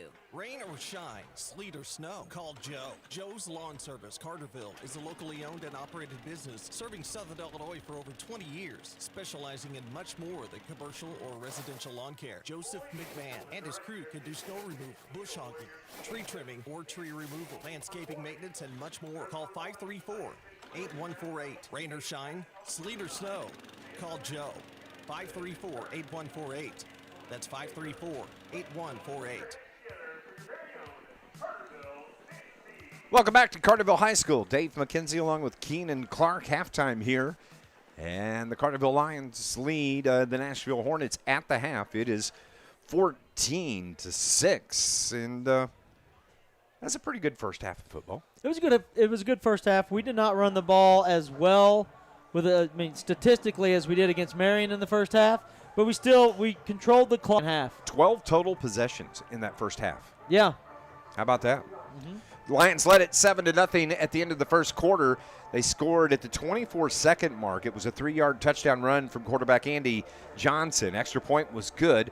Lions led it 7-0 at the end of one. Back and forth, it was possession, fumble, possession, punt, an interception by Andy Johnson, and an incredible return where he fought off left and right. He was judo fighting out there, getting away, trying to get to the end zone.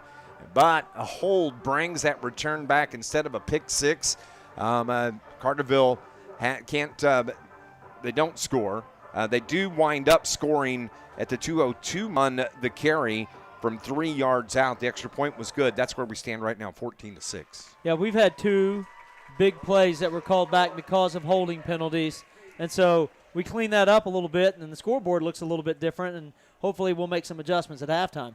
We'll see. 14-6 is where we stand right now here at the half. And, all of River Radio Sports Central busy tonight. That is just a great resource for you if you're a high school sports fan and SIU sports fan. Go to River Radio Sports Central. You can do that at riverradiosportscentral.com, or make sure you download the app. And Darren Kennard and Matt Varney and the whole gang, that's where you can keep up to date on what's going on at River Radio. We cover 5 different high schools all season long. You can find Marion, Carbondale, Heron, Murphy, and, of course, your Lions all season long, all in one easy place at the riverradiosportscentral.com or on that River Radio Sports Central app. 14-6 is our score here at Carterville. And speaking of River Radio Sports Central, when we come back, you're going to hear the halftime feature from Darren Kennard. It's all coming up next here on News Radio WJPF. I'm Damian Mayo Jr., and I'm proud to represent Southern Illinois. When you guys come back to start the third, I'm going to step out. I'll jump in your ear when I'm back. That's important to Banter okay, Bob. Also, and it's one of the reasons that I'm proud to be. We still sounding okay? They support their communities, and with their mobile app, I can good. My time. Plus, they offer a Saluki Visa debit card that supports SIU scholarships and athletics. That was an easy win for me. Banterra Bank, official partner of Saluki Athletics, member FDIC. Don't let the name fool you. The International Brotherhood of Electrical Workers Local 702 represents more than just electricians. The IBEW is made up of Southern Illinois linemen, tree trimmers, telephone workers, utility workers, city employees, factory workers, construction workers, and many more. So when you support the IBEW, you're really supporting Southern Illinois. Help make Southern Illinois a brighter place. Put your trust in the International Brotherhood of Electrical Workers Local 702, providing a better lifestyle for members and a better life for all. It's the restaurant you've heard about all your life. One of Southern Illinois' most unique spots for burgers, fries, rings, and now Polar Whip and Energy has car hops. Now you can still go in and order an Aztec or a double cheese or grab some fried pickles, and don't forget about the hot dogs and the barbecues. But the minute you pull onto the lot at the Whip, out pops a car hop to take your order. Call ahead. They'll have your order waiting for you. Number 618-988-9210. Come taste the legend. Easy on the wallet, too. Polar Whip, Energy's finest restaurant.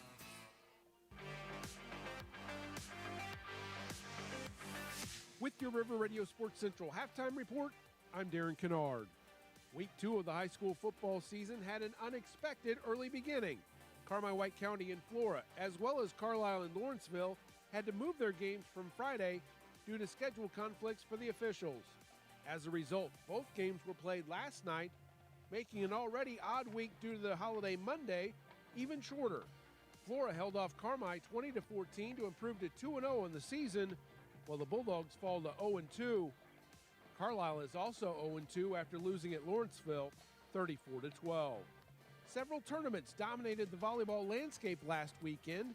Massac County won the River to River preview title by tiebreaker over Nashville Kickoff Classic, and Johnston City won its own invitational. There are more tourneys tomorrow. Postseason is just around the corner in golf. The IHSA has released postseason assignments. 1A girls regional hosts include Heron, Mount Carmel, Sandoval, and Father McGivney, with Area 2A teams headed to O'Fallon. On the boys' side, TBA is the big story, as 1A and 2A regionals do not have hosts yet. Hamilton County, ZRC, and Jabot will be hosting 1A regionals, The girls' regionals will be September 30th, the boys' October 1st. The Orthopedic Center of Southern Illinois in Mount Vernon, primetime performer, is back in a big way. We have a record 21 nominees for the first vote of the new season. You can read about those nominees and vote in the poll at riverradiosportscentral.com. The poll will be up until midnight tomorrow night. Be sure to like and follow River Radio Sports Central on Facebook and Twitter/X. Join us live on Facebook after the games tonight for Friday Night Live. We'll have all your scores and discuss tonight's Week 2 action. That'll be on the River Radio Sports Central Facebook page. We look forward to seeing you there.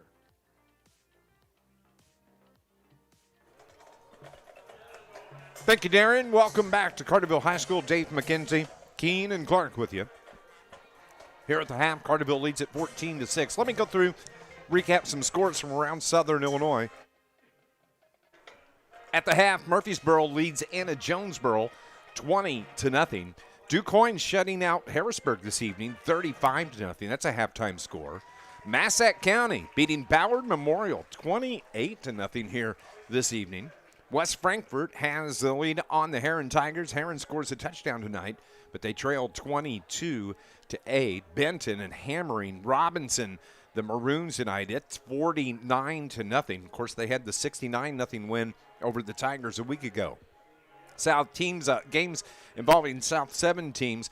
Mount Vernon and Carbondale getting it on tonight. It's Mount Vernon 25-14 in the second quarter. Marion blowing out Granite City 43-0. That is the second quarter score. Centralia leads Collinsville 7-0. That score's back in the first quarter. Coming up tomorrow, there's one game. Cahokia is playing Lift for Life Hawks. That is a 4 o'clock kickoff from Cahokia. Cahokia conference games tonight. Teams involving Cahokia conference teams. Olney leads Salem 21-0. Waterloo leads Columbia 10-0. It's Westland over Newton tonight, 28-14. That's a halftime score.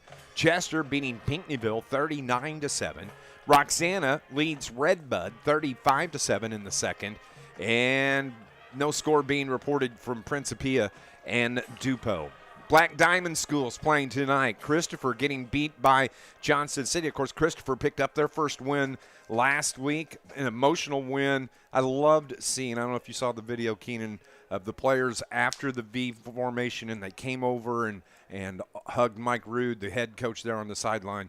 They snap a 3-year losing streak. I played for Mike Rude in high school. He was my high school football coach for 3 years, and he has that kind of personality. Like, he's a player's coach. Everybody who plays for him loves him. He'll stand and fight for you to the end. He's one of those guys, and I was glad to see that for him and see that for Christopher. Of course, Christopher won the team of the week this week in week number 1, but they trailed JC here tonight 22-0. That's a halftime score.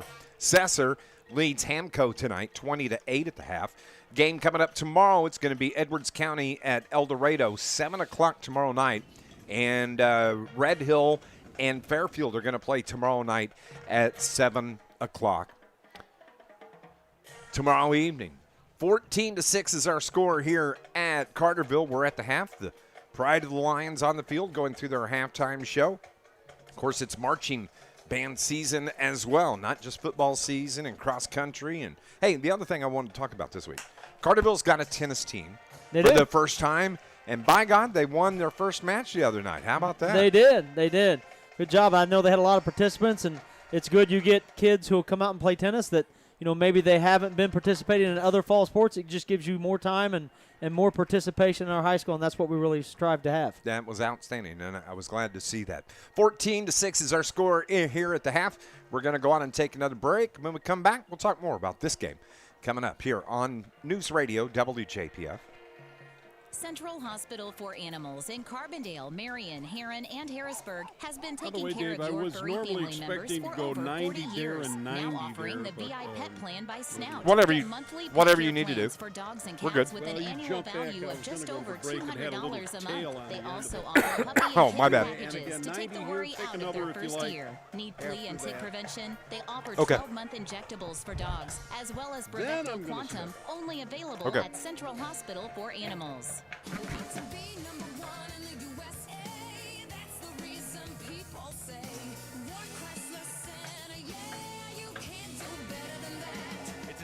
to remember at Ward Chrysler Center. Discounts massive, up to $15,000 off. Every vehicle on sale, no exception. 0 down, 0 payments for up to 3 months. Touchdown! If you don't come see me today, I can't save you any money.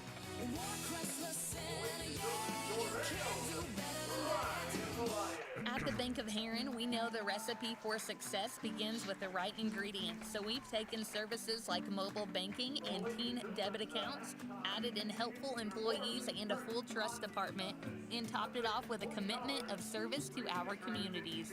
Put it all together, and it's clear why the Bank of Heron is a leader in the communities we serve.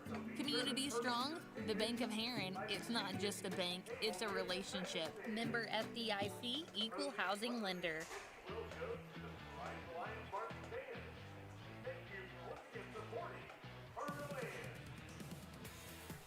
Welcome back to Carterville High School. It's Dave from McKenzie with you here on this Friday night. We're glad to have you with us.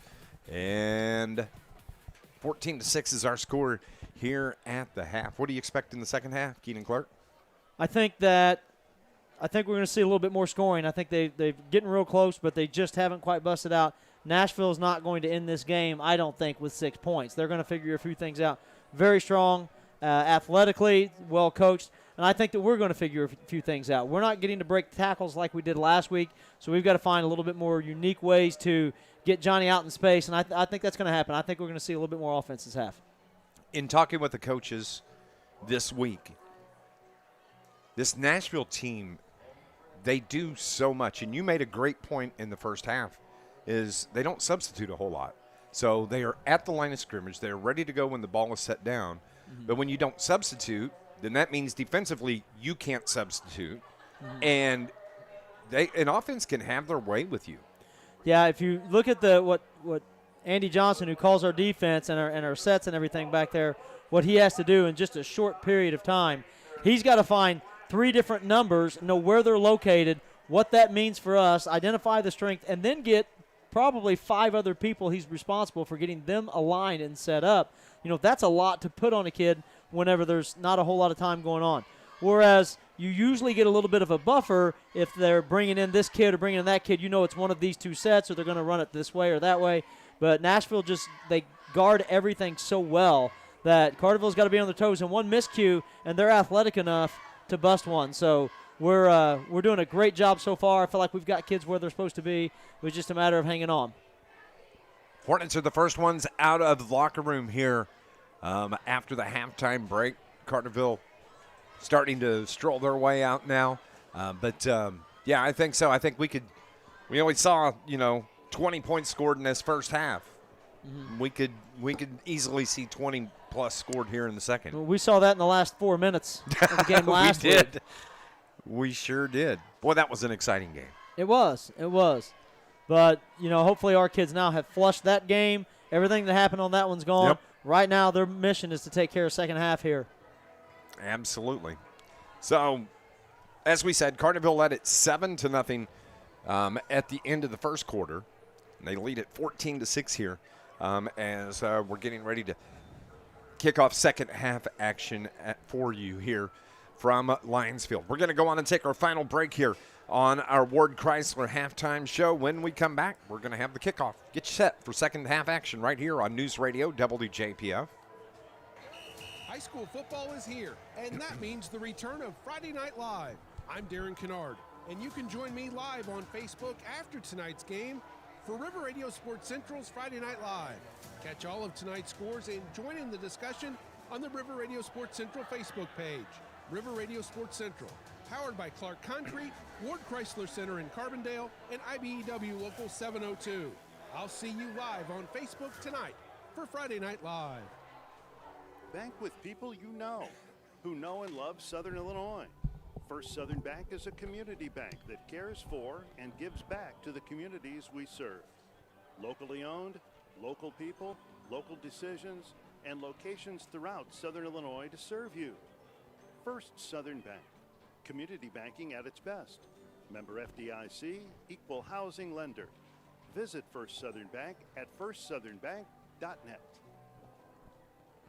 Ralph's Small Engine is your full-service repair shop that keeps your equipment running year-round. At Ralph's, they treat each customer like family. They offer the best brands in the business, like Hustler, Skag, Echo, and DeWalt. Financing is available with interest rates as low as 0%. They don't do high-pressure sales. Just get you into the equipment you need at the best price. Family-owned since 1995. Ralph's Small Engine on Highway 51 just south of Elkville. Best of luck this season.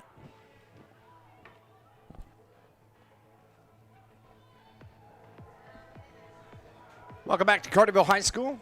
Dave McKenzie, Keenan Clark with you. Both teams have stretched out the mandatory stretch period they have in the state of Illinois. They're on the sidelines getting their final instructions as we start play here in this third quarter. Carterville leads at 14-6.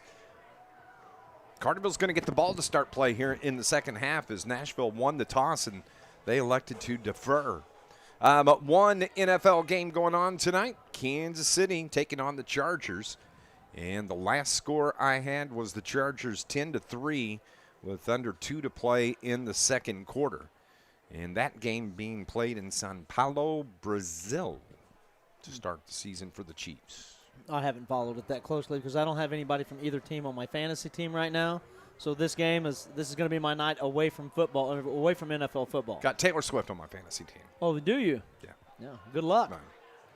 But no, I'm joking when I say that. But Kansas City. I know you love those Chiefs. I do love the Chiefs. Yeah. I'm a big. My team is the Bears. My 1A is the Chiefs. Yeah. So I'll be happy with that. Well, you can do that as long as they're not in the same division. Yep, that's exactly right. So here we go. Now Carterville's going to get the ball to start play here in this third quarter. Kick is away. It's going to be taken at the 20-yard line, bobbled, but picked right back up quickly by the Carterville Lions. Good job there by Reggie Wilson on the return, and Carterville has the ball. Yeah, he's a little frustrated with himself. Mishandling that caused him to not be able to see the field in front of him like he wanted to. He finally gets it wrangled in, takes 2 steps, and he's running right into one of his blockers. Didn't get a whole lot out of that return, but I think whenever he does get in some space, we're going to see him do some really good things. So it's 1st and 10 for Carterville from their own 34-yard line. Carterville moving left to right. They're in their blue over blue uniforms this evening with the orange helmets. Andy Johnson at quarterback gives it to Johnny Miller. Jonathan spun down, gains about 2.5, maybe 3 yards on that first carry. 2nd down and 7 for Carterville. A little more of the same. They like to run that play they call their Utah play. They're going to get some inside movement with their linemen and try to pop that ball right between the tackles, run it through the A-gaps. It just wasn't there this time. Big Jackson Smith, center, the senior, comes out, grabs the ball. Johnson from shotgun, Miller his tailback. Jones in motion right to left. Johnson keeps it himself, cuts it up. Gains about 4. It's going to be close, about a yard short of a first down. So 3rd down and 1 now for Carterville. I've really liked the option this week. We've done a really good job. Andy has made the right read every time, and that's the key. If you can read that correctly, there's going to be positive yards on that. Carterville's ran that for years. I love a good option offense. I do too. It's and you have a quarterback and a running back that can both absolutely explode. Johnson this time is going to keep it himself, put his head down, fights forward, gets the first down. That's going to move the chains. That's going to keep this drive alive for the Lions. 1st and 10 now for Carterville. Again, it's hard to – you can't really overstate what it means to get right behind Jackson Smith and let him wall the whole defense down. And there's 2 yards there every time if you want it. Yep. I'm back. So it's 1st and 10 from the 46. Carterville's first possession of the second half. They lead it 14-6. Jones goes right to left along the line of scrimmage. Miller takes the handoff. Tripped up and stacked up.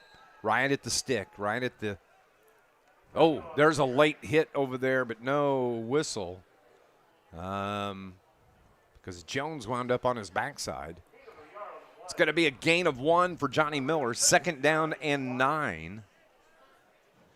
Stretch play, just trying to open the field up a little bit, run that to the long side of the field or the wide side of the field, and it just never opened up. Nice job pursuit by the Nashville defense to keep him bottled. Yes, it was. Ball's over on the far hash now. Carterville's got 2 receivers here to the near side. Johnson rolls right, throws it right, has his man. On the reception, Drake Cappy dodges one defender down the sideline, down near the 40-yard line. The bench gets flipped over here. And everybody seems okay. You know, Zach Carter took 2 hard steps like he was going deep downfield, comes back for the ball, gets it, and then makes 2 guys miss in order to pick up the long first down. 1st and 10, that moves the chains. We do have an injured Nashville Hornet on the sideline, right here in front of Carterville sideline. Training staff is out there. Brad Brush is there. I didn't see anybody go down. I can't tell who that is. Yeah, I haven't seen a number yet. But he's going to be okay. Gets that, probably just had the breath knocked out of him. And that was for Nashville. That was Byron Johnson. But he trots off. Probably just had the wind knocked out of him. So it's 1st and 10 from the 43 for the Lions. I wonder if we're going to see the cramps and the haven't injuries. seen it really we yet. haven't seen it yet, but it took to the second half before it really hit last week as well.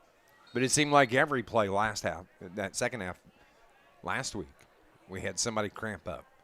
So Johnson, Miller looks for the block, and he's grabbed from behind. Good job defensively for the Nashville Hornets, as it was Carson Seaton that got a hold of Johnny Miller around the waist and just flung him backwards. Yeah, really nice tackle. Gain of 1, 2nd and 9 now. Ball is out at the 42 of the Hornets. 9 minutes exactly remaining here in the 3rd quarter. Lions up 14-6. Trip receivers for Carterville out to the far side. Johnson gives it to Miller. Miller off left tackle. Nashville's done a really good job keying on Johnny Miller here in the second half. They have, and Carterville has really leaned on him. He has been pounding the ball all night. Again, he's not getting those big breaks, those big holes that he had last week. But, you know, testament to the defensive side of Nashville. They've got some big kids there on the defensive line, and they're not giving an inch over there. Again, trips to the left for Carterville. It's 3rd and 8. Johnson looks to throw, swings it over to the left side, overshoots his receiver. That was Hayden Harrell. Drake Cappy really wanted that ball. It looks like he thought he was behind the safeties, had his hand up, and there might have been a window there to get it to him. But, you know, Andy checks it down to the who was it? Jamie that he threw it to, Harrell that he threw it to, checks it down to him, and just didn't connect. It's Carterville looking at 4th down. They're going to punt it away. Jamie Jones does the punting. Nashville sends 2 deep. Good snap. He can get into this one. Good high kick. Oh, it hit the back of the Lions, but it's covered up right there and downed.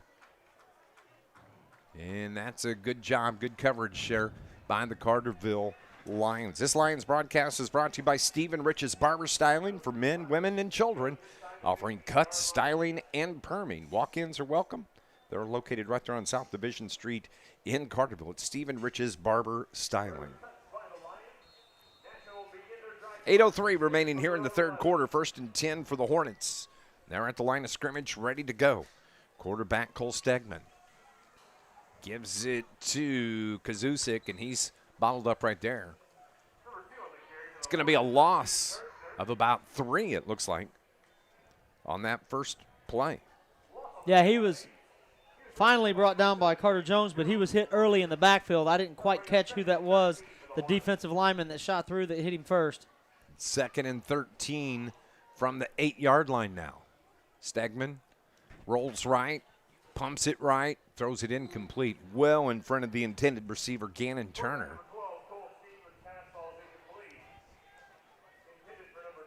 There wasn't anywhere for him to go if he did catch the ball. Carterville had Looks like Drake Cappy and Zach Carter over there to rein him in if he did catch it. There wasn't much there. I think he threw it out of bounds on purpose. Steegman, now he's ready to go once again.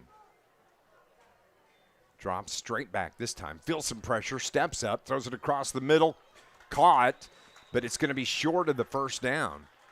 Was caught by Brantley Kazusic, but it's 4th down now. And about 7, it looks like. 4th and 7. Yeah, Jack Dotson, the safety, comes in behind him, sees that little play underneath, and he attacks it quickly. As soon as the ball is caught, he just sets him down on the ground. Nice solo tackle. Now we've dropped a safety back for the return. Nashville has to kick it away. Straight up kick. Comes out of bounds, and Carterville's going to have it at the 35-yard line of Nashville. So that's back-to-back punts, I think, for Nashville that have been shanked. Yeah, after earlier they punted one that almost got dropped, almost stopped right on the 1-yard line and barely rolled in. And then the first punt of the game, I can't believe it ever stopped rolling. This Lions broadcast is brought to you by Ralph's Small Engine. They're right there on Highway 51 South, just south of Beltville. Full-service repair shop to keep your equipment running. Here come the Lions offense. Andy Johnson and squad.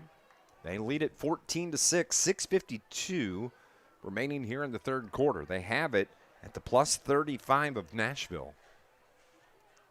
2 receivers to the left, 1 here on the near side, but it's to give to Miller. Miller gets to the outside, bottled up right there before falling out of bounds. So a short gain for Carterville. It's going to be a gain of about 5.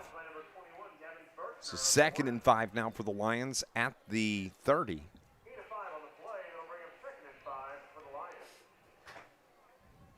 So chunk yards there, gain of 5 for Miller.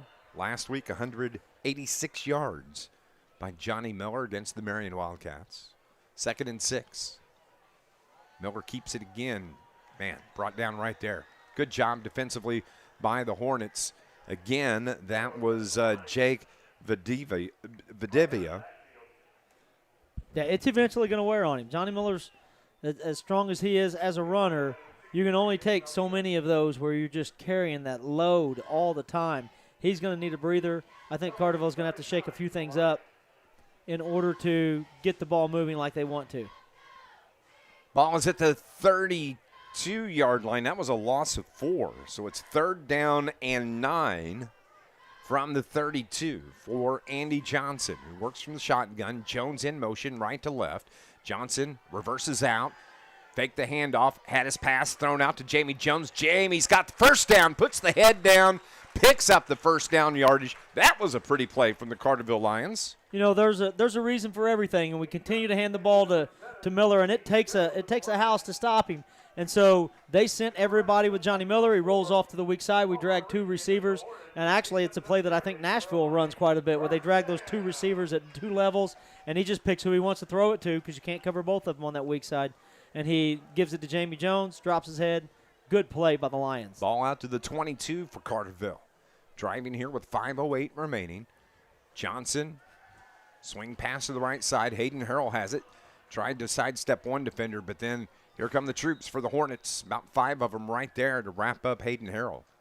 So after he caught the ball, not much he could do.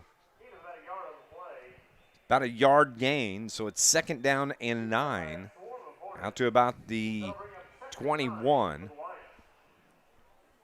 Well, the defensive back did a great job of containing him. It was Byron Johnson again who just holds him up until he can get some help, and Harold just couldn't quite get away from him, couldn't loosen the grip.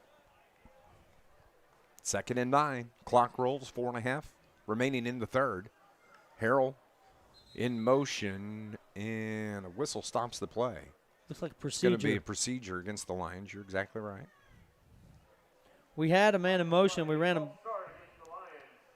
Wonder if we had 2 guys in motion, because Harrell was the jet back coming across, looked like. I don't know what he saw on that one. I don't know who was moving on that. It might have been, but he hasn't said anything on that all night. Johnny Miller might have stepped a little early, got a little ambitious on that, and they because we had somebody in motion, both of them back there going opposite directions right at the snap, could have been what got the call. 2nd and 12 for the Lions. Johnson rolls right, throws it. Nice catch. Hayden Harrell, a right toe taps the sideline here on the near side. Beautiful throw, beautiful catch. Nice reception. Yeah, good out route. He runs straight at the receiver, or runs right at the defense, can go either way, turns and breaks to the right side. Andy sees him right away and makes a good throw for moving on the run. So it's 3rd down and 4 after the pretty pass play from Andy Johnson to Hayden Harrell. 3rd and 4 from the 21 now.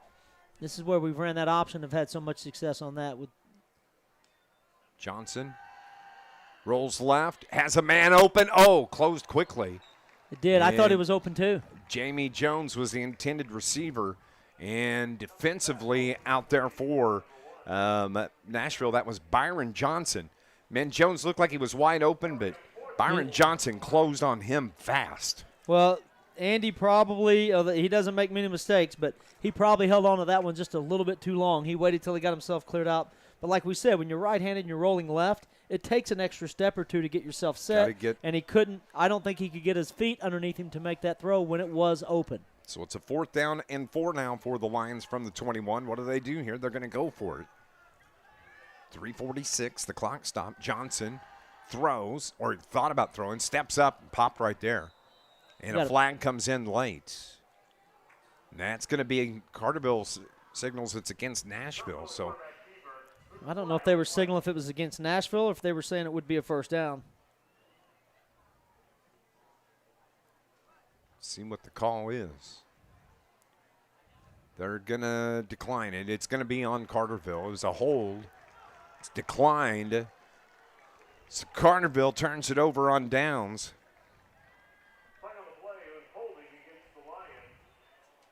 So he had enough for the 1st down on that. But the hold, no, but he couldn't have had enough for the 1st down. Yeah, he didn't quite make it to the 1st down, so the penalty was a moot point afterwards. So it keeps it 14-6 after Carterville's drive stalls out after 8 plays. They turn it over on downs. Here come the Hornets, though. They're quickly ready to go. And the whistle stops the play. That was too fast. And not everybody's set. I think they had everybody who was split out wide here jumped a little bit early. I'm going to guess the center might have been a little slow getting the snap back. 1st and 15.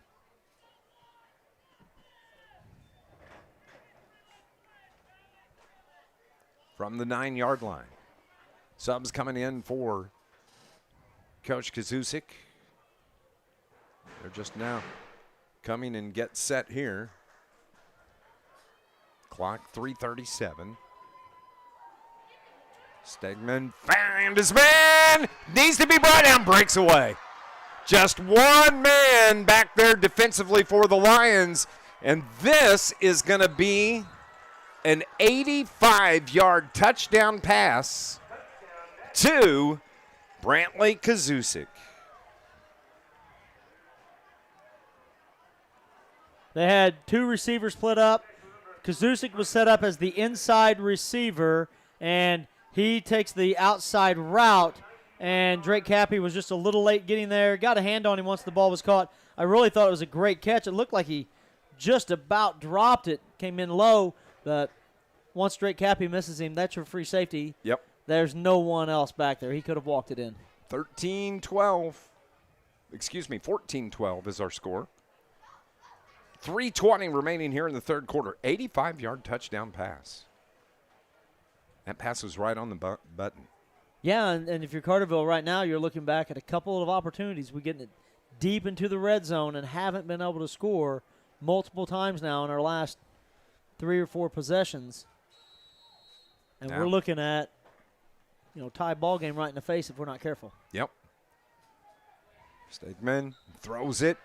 It's caught and in for the 2-point conversion. No. Yep, they got in. The 2-point is good, so we have a tie ball game. 14-14 is our score here with 3:20 remaining in the third quarter. We're going to take a break. When we come back, Carterville's getting the ball back. Tied up at 14 on News Radio, WJPF. As a parent, you want the best care for your family, and at Shawnee Health, we provide just that. I'm Dr. Kai Fansuri from Shawnee Health's Carterville location. Our team, including Dr. Matheen Nexad and nurse practitioners Amanda Reynolds and Teresa Johnson, offer comprehensive care for every member of your family, from newborns to grandparents. Whether it's checkups, managing conditions, or sports physicals, our Carterville team is here to keep your family healthy.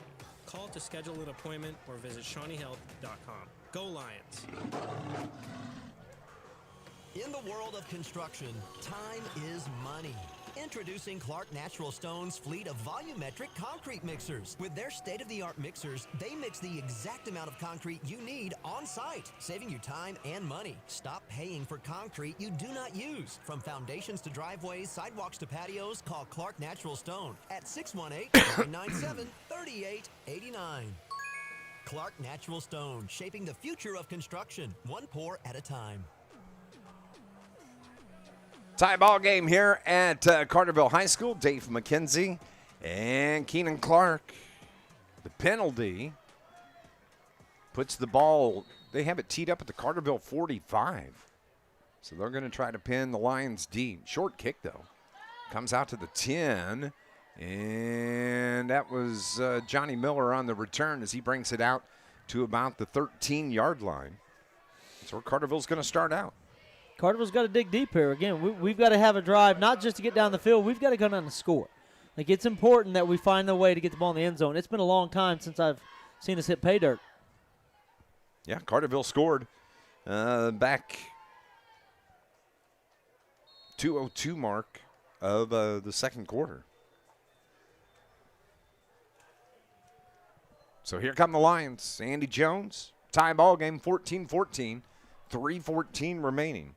First and 10 from the 24 for Carterville. Johnson throws it, knocked down right at the line of scrimmage. I'm not sure if he didn't hit his helmet or something. The ball came out really funny right away. I don't know what happened on that, but that pass didn't have a chance. Sam Blumhorst tapping his chest like he got a hand on it for Nashville. So it's second and 10 from the 24. So Carterville spreads two receivers to the far side. They have one here on the near side, and Drake Cappy. Johnson, pass to Cappy, knocked out of bounds, short gain.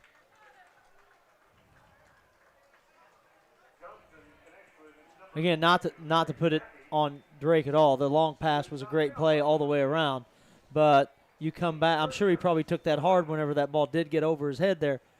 But you come right back to him. You give him an opportunity to kind of show what he can do. I think that's showing a lot of faith in your boys and giving them chances. And he did capitalize. He made the catch and did exactly what he needed. Ball out to the 29. So it's 3rd down and 4 for Lions. Big play here. They need to keep the drive alive. Johnson's going to keep it. He is going to keep the drive alive. 1st down and more. Carries it out to the 45-yard line. Nice carry from the senior quarterback, Andy Johnson. He has ran the ball very well tonight. Yes, he has. We got somebody down for Nashville right at the 45-yard line. That was a big carry. Keeps that drive alive for the Carterville. Again, the option this side, he gets a good read on it, fakes the pitch, takes the forward momentum right ahead, and gets 1st down and then some. You jinxed him, Keenan Clark. Oh, about the cramping? Yep. Looks like we got first case of cramps out there.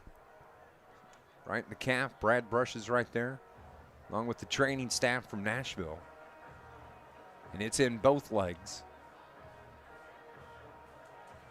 Can't get a number. I think it's number 4. That would be Palmer Rankin for Nashville. Trainers are right there, taking care of them. Why don't we take a break? We'll be back in 30 seconds here on News Radio WJPF. SIU Credit Union knows what it means to be a part of a team. Whether you're on the field or in the stands, community is what it's all about. They're not just here for your financial needs, they're here to give back, because people helping people is at the heart of everything they do. You can join SIUCU if you live or work in one of the lower 24 counties in Southern Illinois. That's right. If you're a Lions fan, you can be a part of their team too. Learn more at SIUCU.org. SIU Credit Union, your financial home team. Membership required. Insured by NCUA. Pomerankin is on his feet, walking gingerly over toward the far sideline. Hey, don't forget, download the River Radio Sports Central app. You're going to find all your sporting news on the app and even be able to listen to all the River Radio high school sports broadcasts right there. Just search for River Radio Sports Central app. You can find that on Google Play or the Apple App Store. Tie ball game here at Carterville with 2:58 remaining. 14-14 our score. Carterville with the football. It is a 1st and 10 from the 45. Deep throw by Johnson. Puts it up, and that should be a flag come in there, but my goodness, no flag at all.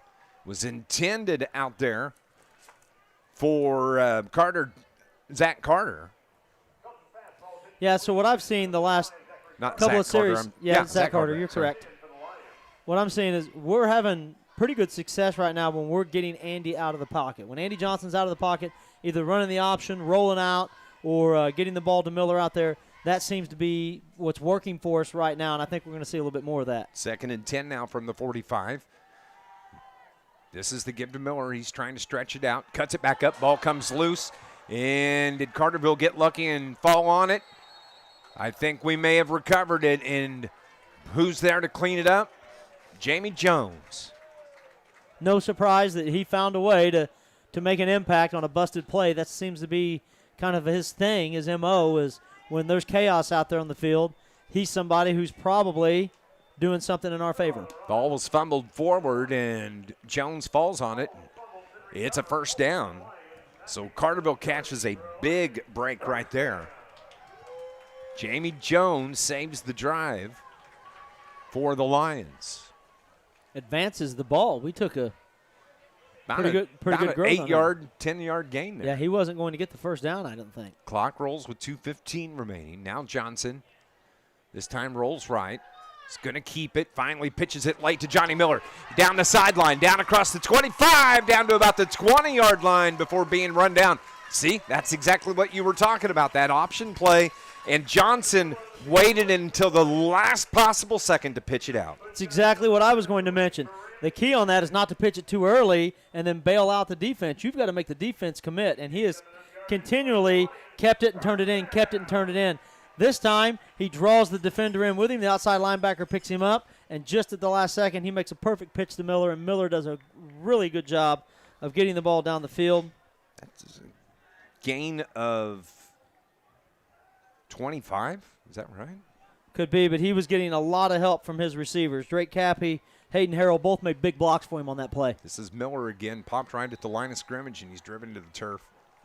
So 2nd down and 10 now from the 20. You know, they'll tell you, they'll tell these guys, if you want to be a receiver on Friday nights and you want to start, you've got to be able to block. It's not just about going out and catching balls. You got to be in the right spot. You got to know where you're supposed to go. And then when it's time to block, you got to make those downfield blocks because that's how big plays happen. And our guys have been doing, even week 1, they did a really good job of blocking downfield. We don't take too many plays off. What the coaches call sealing the end. Mm-hmm. And that's exactly what that receiver is going to do in a blocking assignment. Here's Johnson, looks to throw. Down the middle, has a man, overshoots him. Just over the top. Is that Hayden Harrell? Hayden Harrell, intended receiver there. One thing about Andy Johnson, you'll notice when he throws the ball, if he misses, he's going to miss high. He's accurate. The ball's right there, but he tends to throw the ball a little bit high. You know, I wonder if any of that has to do with the fact that how tall is he? Right? Is he? Let's see here. He is. He's 5'8", and he's throwing yeah. over guys who are 6 foot, 6'1", and plus, and so he's probably having to release the ball a little higher than what he would be comfortable doing. 3rd and 10 for the Lions from the 20. Late pitch to Miller, and that time that was played very well by the Nashville Hornets. Yeah, you got to make him make that decision. I think Andy slowed down just a little bit, and the end could just kind of slow play it and wait for him to make the play. He makes the pitch out and just wasn't there. I'm not sure that he had one either way or the other, though. So it's 4th down and 8 now. Clock under a minute to play here. We're bringing out some new personnel here for something. Well, it's 4th down. Field goal, setting up for the field goal. This is your boy, Matthew Menace. Menace, this is going to be from 35, and that one, I think maybe Nashville might have got a hand on it. Yeah. He had quite a deep drop on that one. Normally you're a 3-step drop, and he's back, I think, 4 yards, 5 yards off the ball. So by the time he gets to it, Nashville, yeah, they had somebody right there in his face on the kick. So the drive comes up empty for the Lions with 33 seconds left. Nashville's going to get it back. It's going to be a wild fourth quarter. It's going to be a wild fourth quarter. Again. You're exactly right. Here come the Hornets. Stegman has 2 receivers here to the near side. Kazusic is running back. Or excuse me, Rankin, the running back. Coming on late is going to be Brenton Boltman. And it's the give. Popped right there. The ball came loose late. Carterville's got it. Jamie Jones says he has it, but the officials say he was down. That was Kirchner on the carry. What an unusual alignment. I look out there, and they have the center with his guard tackle to his right standing foot to foot, and then there's about a 3-yard gap before his left guard. They had a big open space in the middle of their offensive line. And it looks like they're doing something similar to that again. Here on the left side. And they ran it right through the A-gap. Nashville's not going to get to the playoff before the quarter ends, but we are tied at 14-14 as we are heading to the fourth quarter. Turned into a good ball game here. What's going to happen in the fourth? Got all the details. Fourth quarter action coming up next here on News Radio WJPF. Looking for a bakery that's anything but ordinary? Heather's Bake Shop in downtown Carterville is serving up sweet surprises every day. From fresh cinnamon rolls, cookies, scones, cream horns, and muffins, all made from scratch with love and other natural ingredients. And don't forget the coffee bar. Sip on hot or cold brews, espressos, or a latte while enjoying a grab-and-go breakfast or lunch, all made just the way you like. Stop by Heather's Bake Shop in downtown Carterville or catch them at local vendor events. Heather's Bake Shop, baked with love, served with a smile. High school football is here, and that means the return of Friday Night Live. I'm Darren Kennard, and you can join me live on Facebook after tonight's game for River Radio Sports Central's Friday Night Live. Catch all of tonight's scores and join in the discussion on the River Radio Sports Central Facebook page. River Radio Sports Central, powered by Clark Concrete, Ward Chrysler Center in Carbondale, and IBEW Local 702. I'll see you live on Facebook tonight for Friday Night Live. Heading to the fourth quarter, we are tied at 14. Dave McKenzie, Keenan Clark with you, getting you set for this fourth quarter here. It is Nashville football. It's 2nd down and 9 from the 21. We flip ends. They're moving left to right. And on the run from Kirchner, he was popped right there just past the line of scrimmage, a gain of 2. So it's going to bring up 3rd down and 7 for the Hornets. Jeremiah Bouchard, again, is having a good night on that defensive line. They pull both guard and tackle from the weak side, and he realizes that, and instead of running deep into the backfield, he just pursues and runs right alongside him, and he gets the first look at the running back. 3rd and 8 from the 21 officially. This time, Stegman throws it deep down the middle, has a man there, and that was Turner, but it falls incomplete, and Carterville had 3 guys back defensively, Hayden Harrell and a couple others. Yeah, Stegman was lucky that ball didn't end up caught by one of the teams or one of the players in blue. There was a lot of coverage there. It was probably an ill-advised pass. He's lucky he overthrew him. So they back it up. They'll try again.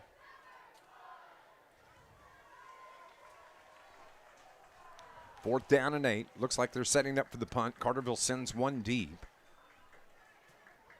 Kick is away. Turner got it away. Better kick this time. Goes out of bounds over on the far sideline. They're going to mark it down at the 46-yard line. That's where Carterville is going to take over.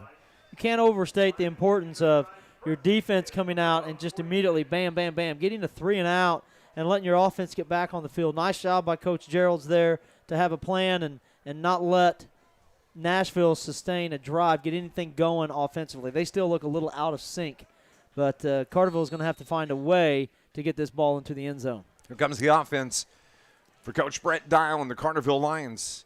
Ball is at their own 46-yard line in a 14-14 tie. See what the Lions can do here. I'm wondering if we're going to go back under center and do that goal line. We've got double tight here, just like we did. There's the overload shift like we did last week. Let's try it. Carter Jones at fullback, Miller the running back. He takes the handoff, got a block, cuts it up, spins, and driven to the turf at about the 48. So a gain of 2 from Johnny Miller. 2nd down and 8 now as the ball is out to the 48-yard line. These outside linebackers for Nashville have had a great game. They have contained a lot going on, a lot of action out there on that end. And even right there, getting out there, keeping the play bottled in just long enough to get some help. Great work by the crew. Looks like one of the Nashville kids has gone down with another cramp. Yeah. He does, trying to get a hold of those left toes and pull those toes back to stretch out that calf. The Nashville training staff comes out. This Lions broadcast brought to you by IBEW Local 702, providing a better lifestyle for members and a better life for all. Also, don't forget, brought to you by the City of Carterville. Mayor Brad Robinson, Carterville water customers tomorrow. Water system, a planned outage tomorrow night starting at 10 p.m. Saturday night at 10 p.m. This outage is due to a valve and water main replacement taking place on Ridge Street. The outage is supposed to expected to last 3 hours. And when the service does return, it'll be under a boil water order until sometime Monday. Again, that's tomorrow night, 10 p.m. for Carterville water customers. City of Carterville, Mayor Brad Robinson say, let's go, Lions. Didn't get the number on who that was, but number 50, Andy Goforth. Goforth. They brought somebody in for him. I'm wondering if Carterville is going to find out where that's at and try to exploit it. Here we go. 2nd and 8 from the 48 for the Lions. Right up the gut. And it's not often you see Jackson Smith get tossed to the turf like he did. Man, he comes spinning out of that pile. And that's a big old pile of bodies right there at midfield. Still picked up 3, even though there was nothing there. So it's going to be 3rd and 5 now. Ball at the plus 49. Boy, when we get in that double tight, Nashville is ready. They have put 10 guys in the box. Yes, they have. Spread one guy out to the far side. Kind of out there on an island by himself. Pitch to Miller. Gets to the outside, wrapped up, nothing there. Back to the line of scrimmage for Johnny Miller. And now Carterville has another 4th down decision. 4th and 5. Yeah, this is a decision here. They're in Nashville territory at the 49. You give Nashville the ball now with 9 minutes to go. There's you're looking at minimal opportunities offensively, and you're already across the 50. Looks like the punt team's coming on. Yeah. The decision has been made, so Jamie Jones steps back to the 40. Nashville sends 2 back deep. Good snap. Jones gets it away. Good high kick. Beautiful kick. Drives it deep. Checks up. Oh, man, there was a man right there. It bounces into the end zone for a touchback, but that was about as close as you could get. Well done by the special teams for Carterville. I have my fingers crossed. Reggie, he was tracking it. Reggie Wilson he was right there, again, wasn't he? And the ball it shot out too quickly for him. He made every effort, did everything right. You mentioned it earlier. Every time he gets on the field, he does something good. He's somewhere around the ball. He's making something happen. So here come the Hornets in the offense. Cole Steegman drops back. Throws it deep down the left side. Has it up there. Incomplete. Good defense out there by Carterville. That was Zach Carter in coverage. The pass intended for Gannon Turner. Zach Carter did exactly what he's taught to do. He just stays with him step for step. Throw your hands up when you think the ball is getting close, because you're not going to get a face guarding call. There's no face guarding in high school football. So you can blind him all you want. He just puts his hands up. He doesn't have to play the ball like he would in the NFL. 2nd and 10. The handoff. Kirchner on the carry. That line defense stacked him up right there. Well done. Well played, D-line. Everybody. I see Braden Brown getting out of the pile. Jeremiah Bouchard is shaking his head. He's pretty happy with what he did. And then you've got Luke Barnhart down there, who's just been very difficult to stop on the defensive side. No gain, 3rd and 10 from the 20. Come on, defense, one more stop right here. Clock with 8:20. Steigman throws it, left side, puts it up, caught out there. 1st down, and more breaking free, finally drugged down and out of bounds over on that far sideline. That was a good pass, nice completion out on that far sideline. Yeah, I had a one-on-one. He catches the ball. Jack Dotson tries to push him out, but couldn't quite reel in the big freshman. Luckily, he got a little help. Defense got to find a way to get a stop here. Plus 46 in Carterville territory. And up the gut. The carry by Carson Seaton. Seaton, that's a big running game for them. Big running play for them. They picked up 7 yards on that carry. So 2nd and 3 now. Again, quick snap. Here to the near side. Turner has it.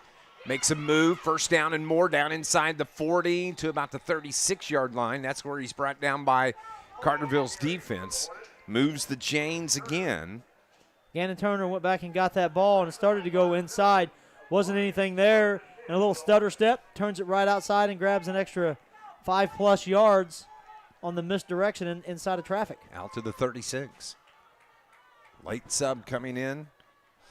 That's Carter Seaton.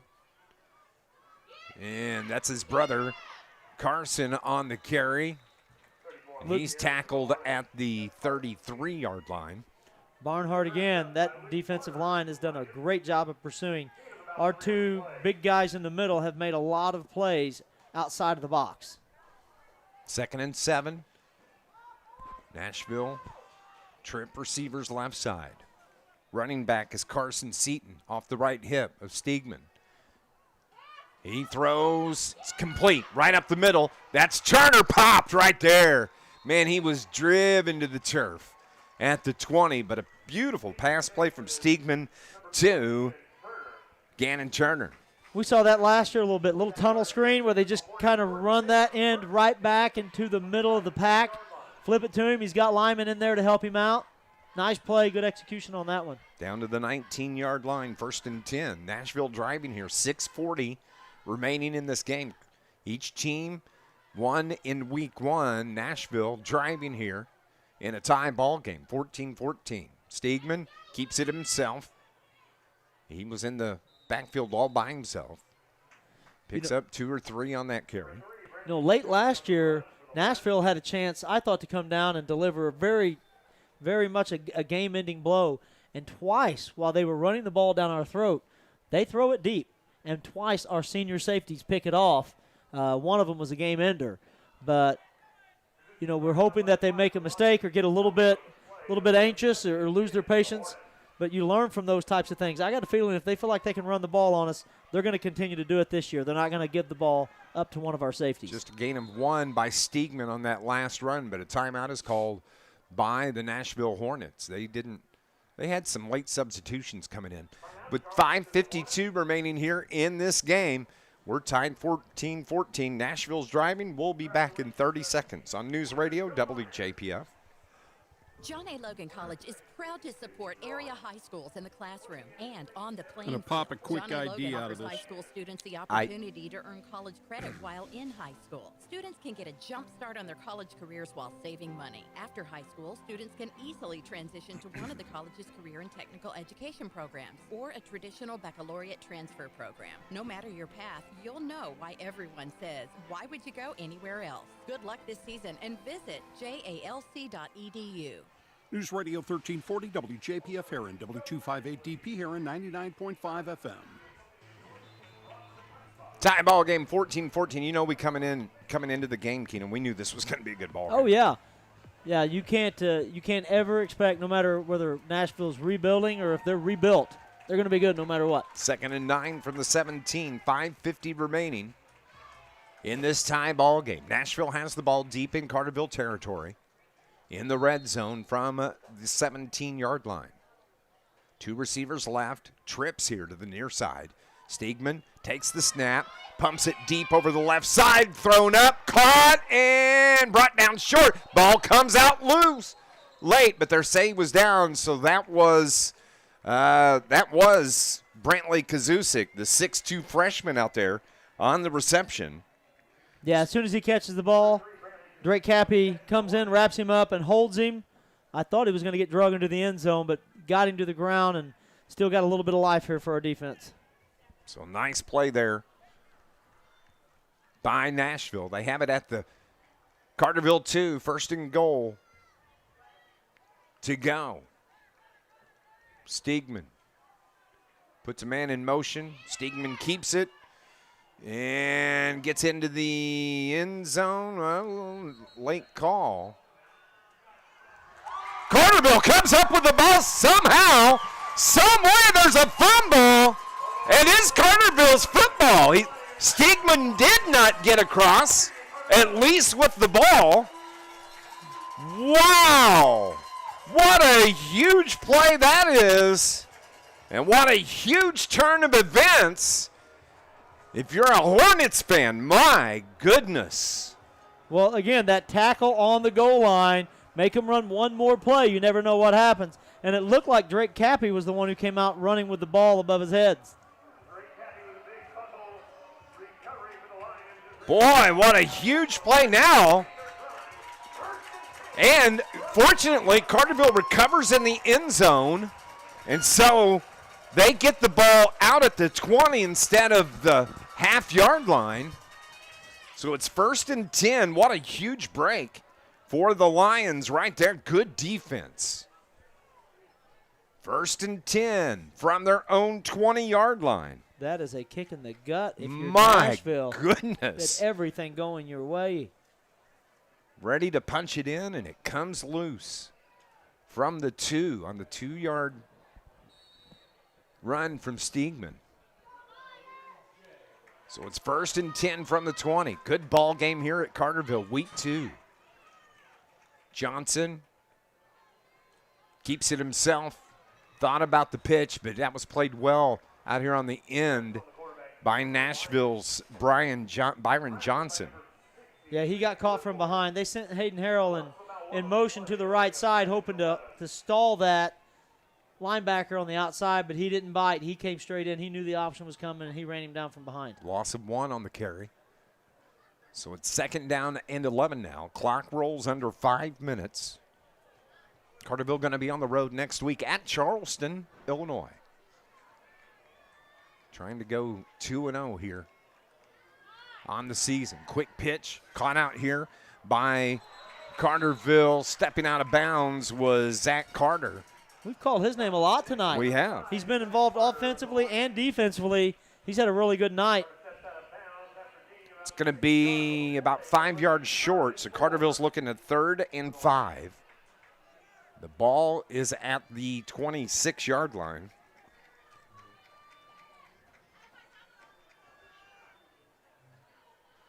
So 3rd down and 4 officially from the 26. One receiver to the right, one here to the left. Johnson on the 3rd and 4. Caught in the backfield, covered up right there. Flag comes in late, maybe a face mask. I think they might have grabbed his helmet. We'll see. Flag is at the 22-yard line. Big call right here. I mean, where it's at, it could also be a hold, but I think we're going to personal foul. Face mask, Nashville. Boy, that's a big call. The way Johnson went down, I thought he got grabbed on the helmet. Looked like he got hit in the head. But it's a big old penalty because that a 15-yarder. That extends the drive. They had Carterville bottled up. Right now, Carterville has it at their own 41. At the line, ready to go. Low snap, quick throw, out to Swallers. Swallers brought down after a short gain of about 2. Second down and 8 out to the 43-yard line. Well, Byron Johnson and Zarin Johnson, those two on the two ends, they have been giving us a lot of trouble this last quarter. And so what you have to do offensively is you've got to stretch the ball out. You got to find a way to get the ball out there to the guys who have a little bit of room to run because your outside linebackers are taking away any edge run that we have. Second and 8. Oh, Carterville jumped early. The whole right side of the line.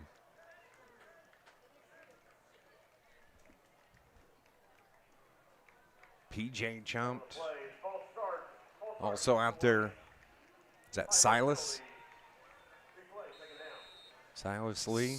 That would PJ, Braden Morse. But I don't know what happened, what caused it, because they both went off. Second and 8. Caught! Short of the first down. Harrell on the reception right here below us. We get. They're going to say he got out to the 47, so that's going to be about 4 yards short, 3.5 yards short. So it's third down and 4. Nice catch by Harrell. Very nice catch. 3 minutes, just over 3 minutes remaining. Tie ball game. Nashville had it. Was trying to punch it in from the 2-yard line and fumbles it. Carterville recovers. And this is the drive. 3rd and 3 from their own 47. Low snap. Johnson cuts it up. Brings it back to the near side. Finds some open space. Across the 40. Down to about the 30 before he's driven out of bounds. And Andy a little bit slow as I think he wound up with his feet kind of under him when he went down. But he's tough. He's getting up. That was a nice run from Andy Johnson. 1st and 10 for the Lions. Zach Carter sees that break open, and it has a nice job of holding up the defender, keeping him out of the way, and letting Andy get a few more yards after the or at the end of that run. Again, great job so far from Zach Carter. Out to the 32 of Nashville. 2:40 remaining. Johnson turns around, gives it to Miller. Miller off left tackle, breaks free for a moment before being upended. They held on to his legs. He falls forward to the 28-yard line. I see a little life from Jonathan Miller now, too. Yeah. He was pretty pumped after that play. He pops up quickly. He looks healthy right now. It's going to be 2nd and 2 after the 8-yard gain from the 23. Johnson from the shotgun. Claps. Throws left, puts it up. Man's there, incomplete. High pointing the ball. That was Zach Carter that went up to get that just off his fingertips. The route was good. The ball was in a perfect spot, but you can't say anything without talking about like Owen Dietrich. Fantastic coverage. Great coverage.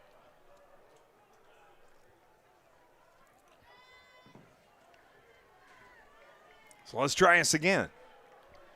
3rd and 2 from the 23 for the Lions. Johnson, trip receivers near side. Gives it to Miller. Wow. Wow. That was a big-time hit by Bryce Shetler of Nashville on Johnny Miller. Yeah, met him at the line of scrimmage and won that battle that time. So another big 4th down play for the Carterville Lions here. 4th and 2 after no gain. Clock is running. We're in no hurry. We want this to be the last possession that has a chance to score. Absolutely. Run that clock down. Take the next 15 seconds off if you have to. Here come the Lions. They need about 2.5 yards. 4th down. Give to Miller. 1st down. Cuts it across. Picks up the extra yards. Takes it down near the 10. 1st down. Keeps the drive alive for the Lions. Boy, what a great job. He got a lot of help out there, a lot of good blocks on the end. We're pulling everybody to lead that play, and I know I look up and see P.J. Huizinga. He's pretty pumped about helping his running back get where he needs to be. Ball down to about the 10-yard line. Carterville driving here late. 1 minute remaining. Got an offside. Clock stopped. Offside against the Hornets. Give the Lions 5 more instead of 1st and 10. It's going to be 1st and 5. Boy. That was such a good run from Johnny Miller for first down. Like you said, great blocking out there.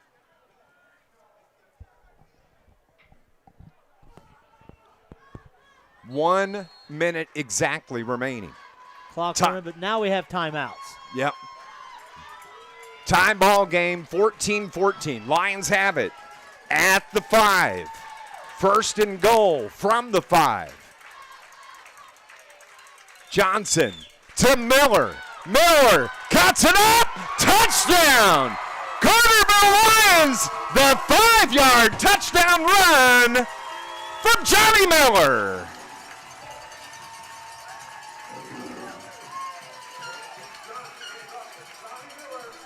Comes with 38 seconds left in the game. Johnny Miller, the 5-yard touchdown run for your Carterville Lions. You know, we got great blocks on that one. Jamie Jones, Zach Carter, his outside guys did a fantastic job of giving him a little space. Carterville going for 2. It's Gavin Johnson on for the kick. The snap, the hold, the kick is good. Carterville leads it 21-14 with 38 seconds remaining. Wow, what a drive from the Lions. We'll be back on News Radio WJPF. I'm Damian Mayo Jr., and I'm proud to represent Southern Illinois when playing for Saluki men's basketball. It's important to me to give back to this region. That's important to Banter Bank also, and it's one of the reasons that I'm proud to be a customer. They support their communities, and with their mobile app, I can bank on my time. Plus, they offer a Saluki Visa debit card that supports SIU scholarships and athletics. That was an easy win for me. Banterra Bank, official partner of Saluki Athletics, member FDIC. Rain or shine, sleet or snow, call Joe. Joe's Lawn Service, Carterville, is a locally owned and operated business serving Southern Illinois for over 20 years, specializing in much more than commercial or residential lawn care. Joseph McMahon and his crew can do snow removal, bush hogging, tree trimming or tree removal, landscaping maintenance, and much more. Call 534-8148. Rain or shine, sleet or snow, call Joe. 534-8148. That's 534-8148. What a ball game. Lions just regained the lead. Here's the kickoff, and it's covered up right at the 34-yard line. Nashville has 37 seconds remaining to try and tie this game. 5-yard touchdown run from the tailback, Johnny Miller. Yeah, Carterville didn't pull anybody on that play. They had Jamie Jones seal him in. We had Harold, Zach Carter all making good plays. And as he turns the corner, he looked like he was dead to rights. He had 2 guys hanging off of him, ran through both of them, walks it into the end zone. So here come the Hornets. Got Aiden Swallers deep. Who had the interception to preserve the win a week ago. Deep pass left side, incomplete. Intended out on the far sideline. A little slow getting up. I didn't see who the receiver was. Reggie Wilson, again, was the man on him at that time. That Nashville receiver is cramped up over there on the far sideline, so they're trying to stretch him out. Boy, what a drive that was. And it was all set up by the defense. Nashville had the ball at the Carterville 2-yard line with 5:16 remaining, just punching it in to take the lead. And it was the quarterback, Steegman, that fumbled the ball at the goal line. Carterville recovers it in the end zone, and instead of having to drive 99 yards, they get the touchback, and they get it at their own 20. and they cap it off with that 5-yard run. What a drive. So here come the Hornets. They're still working out on their receiver out on that far sideline. Yeah, that might be Diedrich. Okay. Owen Diedrich is who I think that is. Number 9 is what it looks like to me. Yeah, it is Diedrich. Okay. Set the stage here. 31 seconds remaining. Another nail-biter here at Carterville. 2nd down and 10. Ball is at the Nashville 34-yard line. Carterville has Aiden Swaller standing at the 35. The free safety. He's the deepest player. Don't let anybody get behind you. Steegman now. Trip, 2 receivers left, 2 to the right. 2-step drop. Throws it across the middle. Caught out there. Nice job. Kazusik on the reception. And he's cramped up. He's going to be okay, though. Scoreboard has Nashville with 1 timeout remaining. 23 seconds remaining. Timeout called. We'll keep it here. 21-14. Ball is at the 41-yard line. It is 3rd down and 3.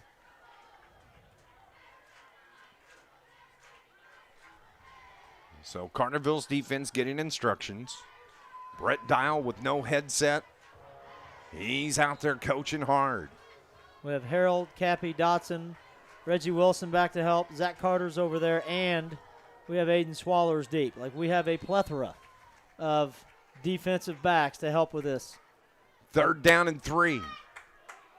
Steegman throws it near side. Caught. Turner has it. Spun out of bounds. Clock stops at 17. Gannon Turner on the reception. 1st down, moves the chains. Keeps this drive going for the Hornets. And they get it out into Carterville territory. Now, Steegman's a sophomore, and he's a big sophomore, and he's thrown the ball very well tonight. But we haven't seen him really throw a ball deep. Nope. And so they're just trying to pick away. Good intermediate take what passer, we get him. though. Yeah, he's throwing the ball intermediate right now. I don't know. Maybe he can throw it, but he's not had to yet. Puts it up again off the fingertips of Turner. Stops the clock with 13 seconds. 2nd and 10 from the 46. Hayden Harrell coverage on that one. 13 ticks is all that's left. Carterville scored with 37 seconds left to take the 7-point lead after the extra point. That's where we stand. 21-14. 13 and a half seconds showing on the clock. 2 receivers to the left for the Hornets. 2 here to the near side.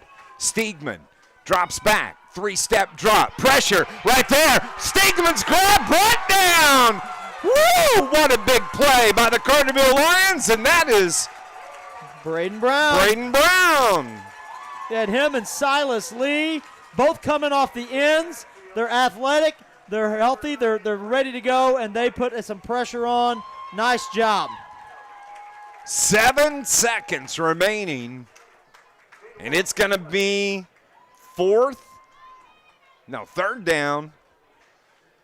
3rd down and about 23, it looks like, 24. But really the last play of the game with just 7 seconds. They just about have to throw a deep ball here, and you don't want to give the quarterback time to throw that. You're going to get into the backfield, make him put the ball up in the air. Safeties just sit behind it. Don't do anything stupid. Carterville going to send about 3 deep, it looks like. They're going to send 4 deep.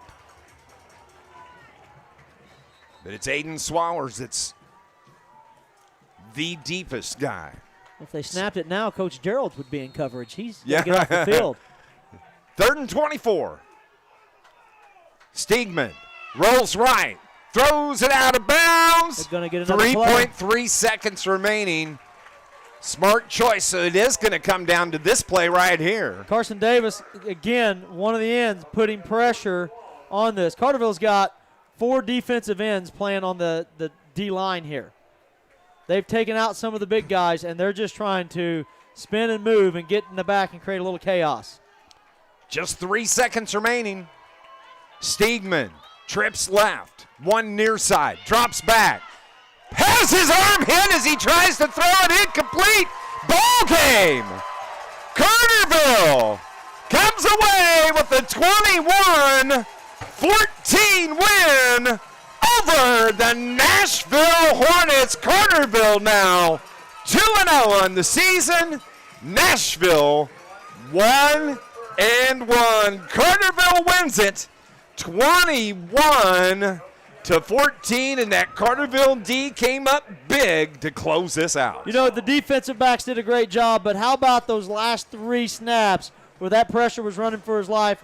Your 2 sophomore ends were getting pressure on Carson Davis with 2 plays, including the deflection on the last play of the game. 21-14, the final score. Carterville closes it out here at home, and they win it over the Nashville Hornets 21-14, beating the Hornets for the 2nd year in a row. 21-14, the final score. Post-game show brought to you by IBEW. Local 702 is coming up next on News Radio WJPF. Don't let the name fool you. The International Wow, Brotherhood what of a good Electrical game. Workers, Local 702, represents more than just electricians. The IBEW is made up of Southern Illinois linemen, tree trimmers, telephone workers, utility workers, city employees, factory workers, construction workers, and many more. So when you support the IBEW, you're really supporting Southern I've Illinois. got a water here Help for make him. Southern Illinois a brighter It's not open. Put your trust in the International Brotherhood of Electrical Wow, Workers, what a game. Local 702. Going to fire that cannon off here in a second. And a better life for all. At the Bank of Heron, we know that between family and work, it can be a challenge to find the time to take care of things like going to the bank. And really what you need is a way to do your banking on the go. Well, we've got good news. With the Bank of Heron mobile banking app, you can manage debit cards, find bank locations, monitor account activity, even make a deposit. Just a few of the ways our mobile banking app can save you a trip to the bank. We'd love for you to come and see us, but now you don't have to. The Bank of Heron, it's not just a bank, it's mobile banking. Member FDIC, Equal Housing Lender. It's the restaurant you've heard about all your life. One of Southern Illinois' most unique spots for burgers, fries, rings, and now Polo Whipping Energy has car hops. Now you can still go in and order an Aztec or a double cheese or grab some fried pickles, and don't forget about the hot dogs and the barbecues. But the minute you pull onto the lot at the Whip, out pops a car hop to take your order. Call ahead, they'll have your order waiting for you. Number 618-988-9210. Come taste the legend. Easy on the wallet too. Polo Whip Energy's finest restaurant.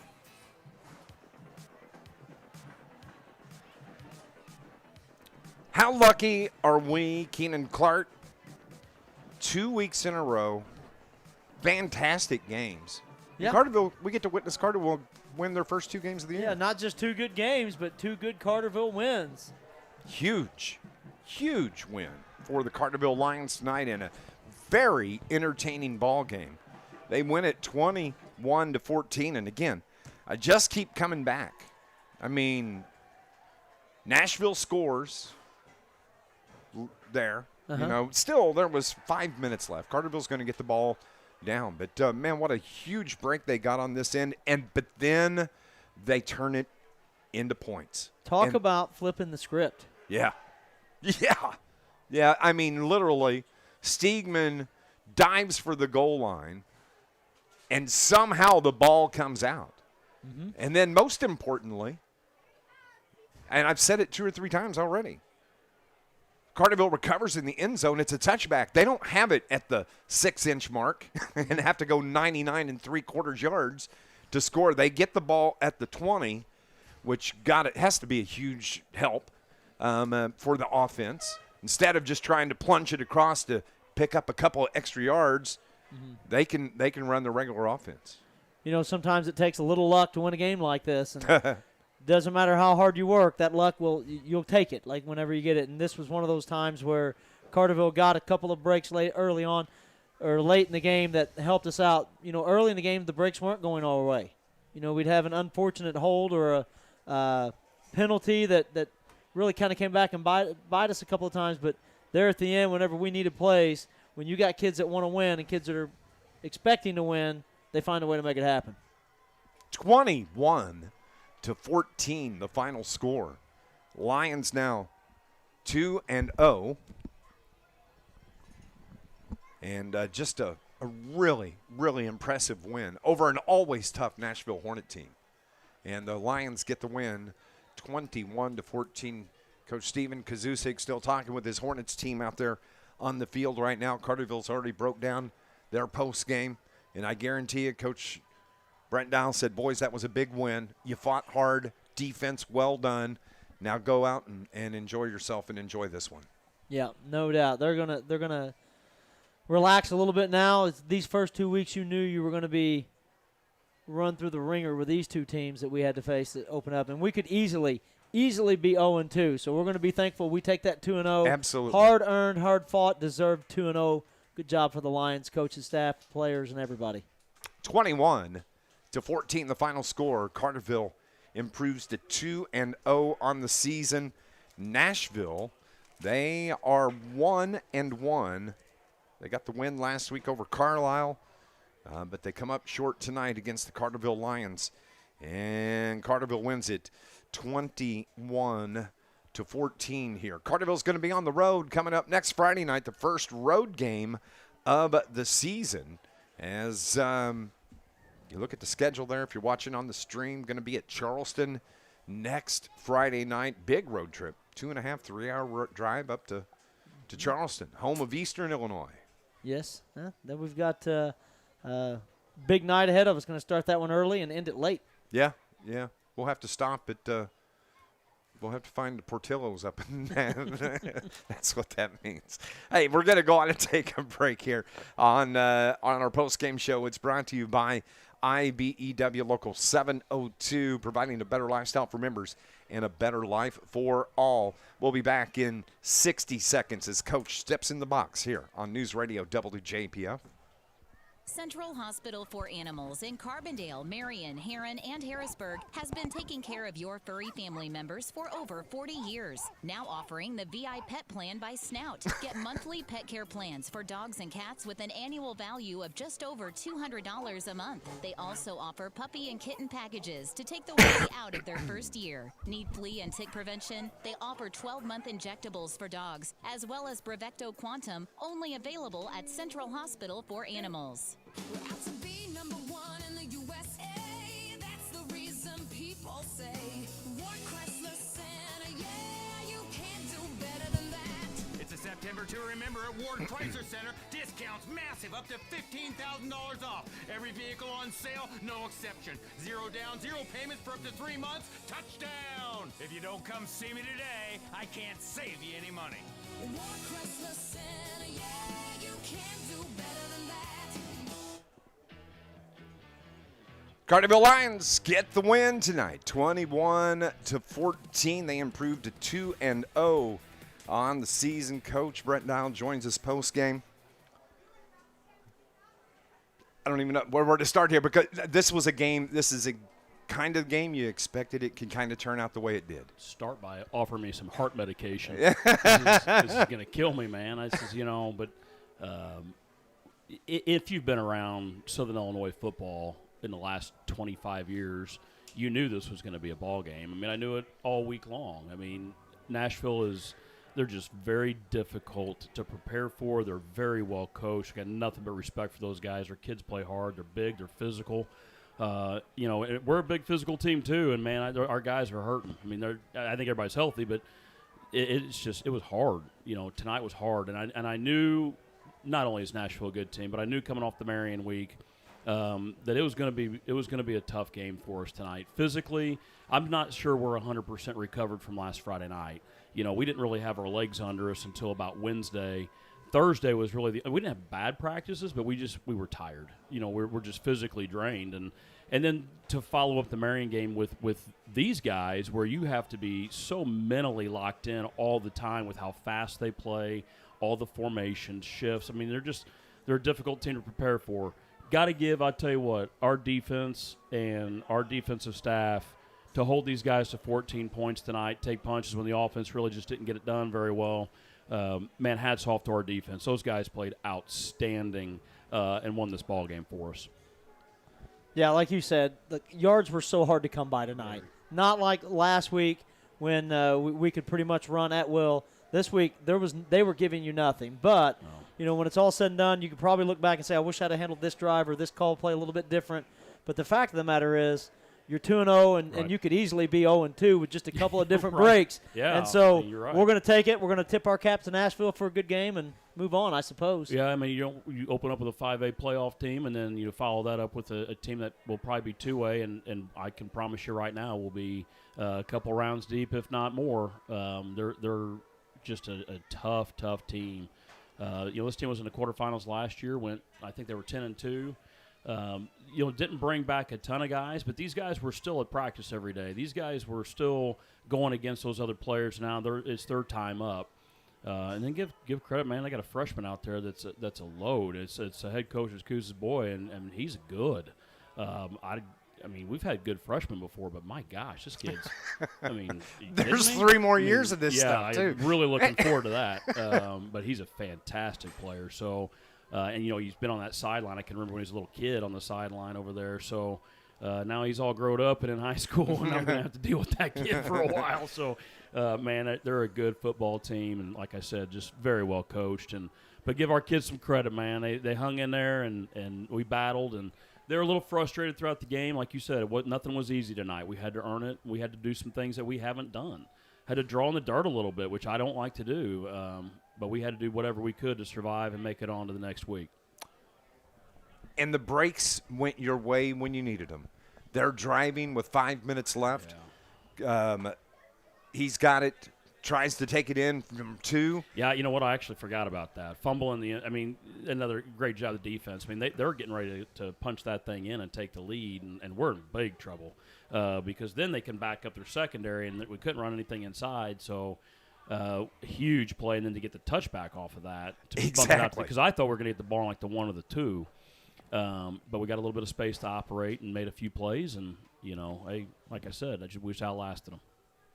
Like Keenan said, very easily could be 0-2, but look at you. You're 2-0 and hitting the road for the first time next week on a long road trip going to Charleston. I'm not kidding when I say this. I can't wait to get on the road. And I'm probably one of the only coaches that I don't mind road games. I like the focus of them. I love where we're going next week. We're going to Charleston. This summer, we went up to Charleston for 3 days and had a camp on their rec fields up there at the university. And we're excited. We're going to get on that charter bus on Friday. We're going to go up. We're going to go to the field that we practiced on in July. We're going to do our walkthrough, eat a little bit, and then we're going to go take care of business. This is a road trip, but a place that we're calling our second home now. So we're going to get up there and we're going to get after it. Congratulations. Thanks, guys. 21-14, Carterville gets the win here tonight over the Nashville Hornets. Big win for the Lions, 21-14. We're going to go on and take our final break. Coach has been brought to you by John A. Logan College. John A. Logan College, charge into your future. We'll be back here on News Radio WJPF. Bank with people you know who Go know 60 and love here. Southern Illinois. Okay. First Southern Bank is a community We're good, bank right? that cares for and gives We've back been to the good communities since we halftime. serve. Locally Outstanding. owned, local people, local decisions, and locations throughout Southern Illinois to serve you. First Southern Bank, community banking at its best. Member FDIC, equal housing lender. Visit First Southern Bank at firstsouthernbank.net. Ralph's Small Engine is your full-service repair shop that keeps your equipment running year-round. At Ralph's, they treat each customer like family. They offer the best brands of the business, like Hustler, Stag, Echo, and DeWalt. Financing is available with interest rates as low as 0%. They don't do high-pressure sales. Just get you into the equipment you need at the best price. Family-owned since 1995. Ralph's Small Engine on Highway 51 just south of Elkville. Best of luck this season. 21-14, the final score. Carterville improves to 2-0 on the season. Wrap us up, Keenan. Like Coach Dow said, it was a hard-fought game. There were no easy yards for either team. Both defenses looked really good. We talked about both offenses going into this game and how dynamic they were and how great they can be from week to week, but it was the defense that shined for both teams tonight. Absolutely. 21-14, Carterville, as we said, on the road next week at Charleston. Pregame coverage starts at 6:40 with Keenan and I from Charleston, Illinois. Our thanks to Brian Arpal back at the studio And to everybody that listened to us, watched us on our live stream this evening, and I hope you enjoyed the ball game. It was a dandy. Lions now 2-0 on the season. For Brian, for Keenan, I'm Dave McKenzie. And for everybody with the Carterville Lions, thank you for tuning in to Lions football here on News Radio WJPF. God bless everybody. This has been a broadcast of Carterville All right, Lions gentlemen. football. That's This the kind of broadcast has been game we brought like by to have. Absolutely. Thank you, Bud. It sounded good on our end. Thank yeah, you. Stream was Thanks, good. Brian. Call was good. And I'm sure you'll have lots of highlights to pull. Thanks, Bud. Hospital for Animals, the SIU Credit Union,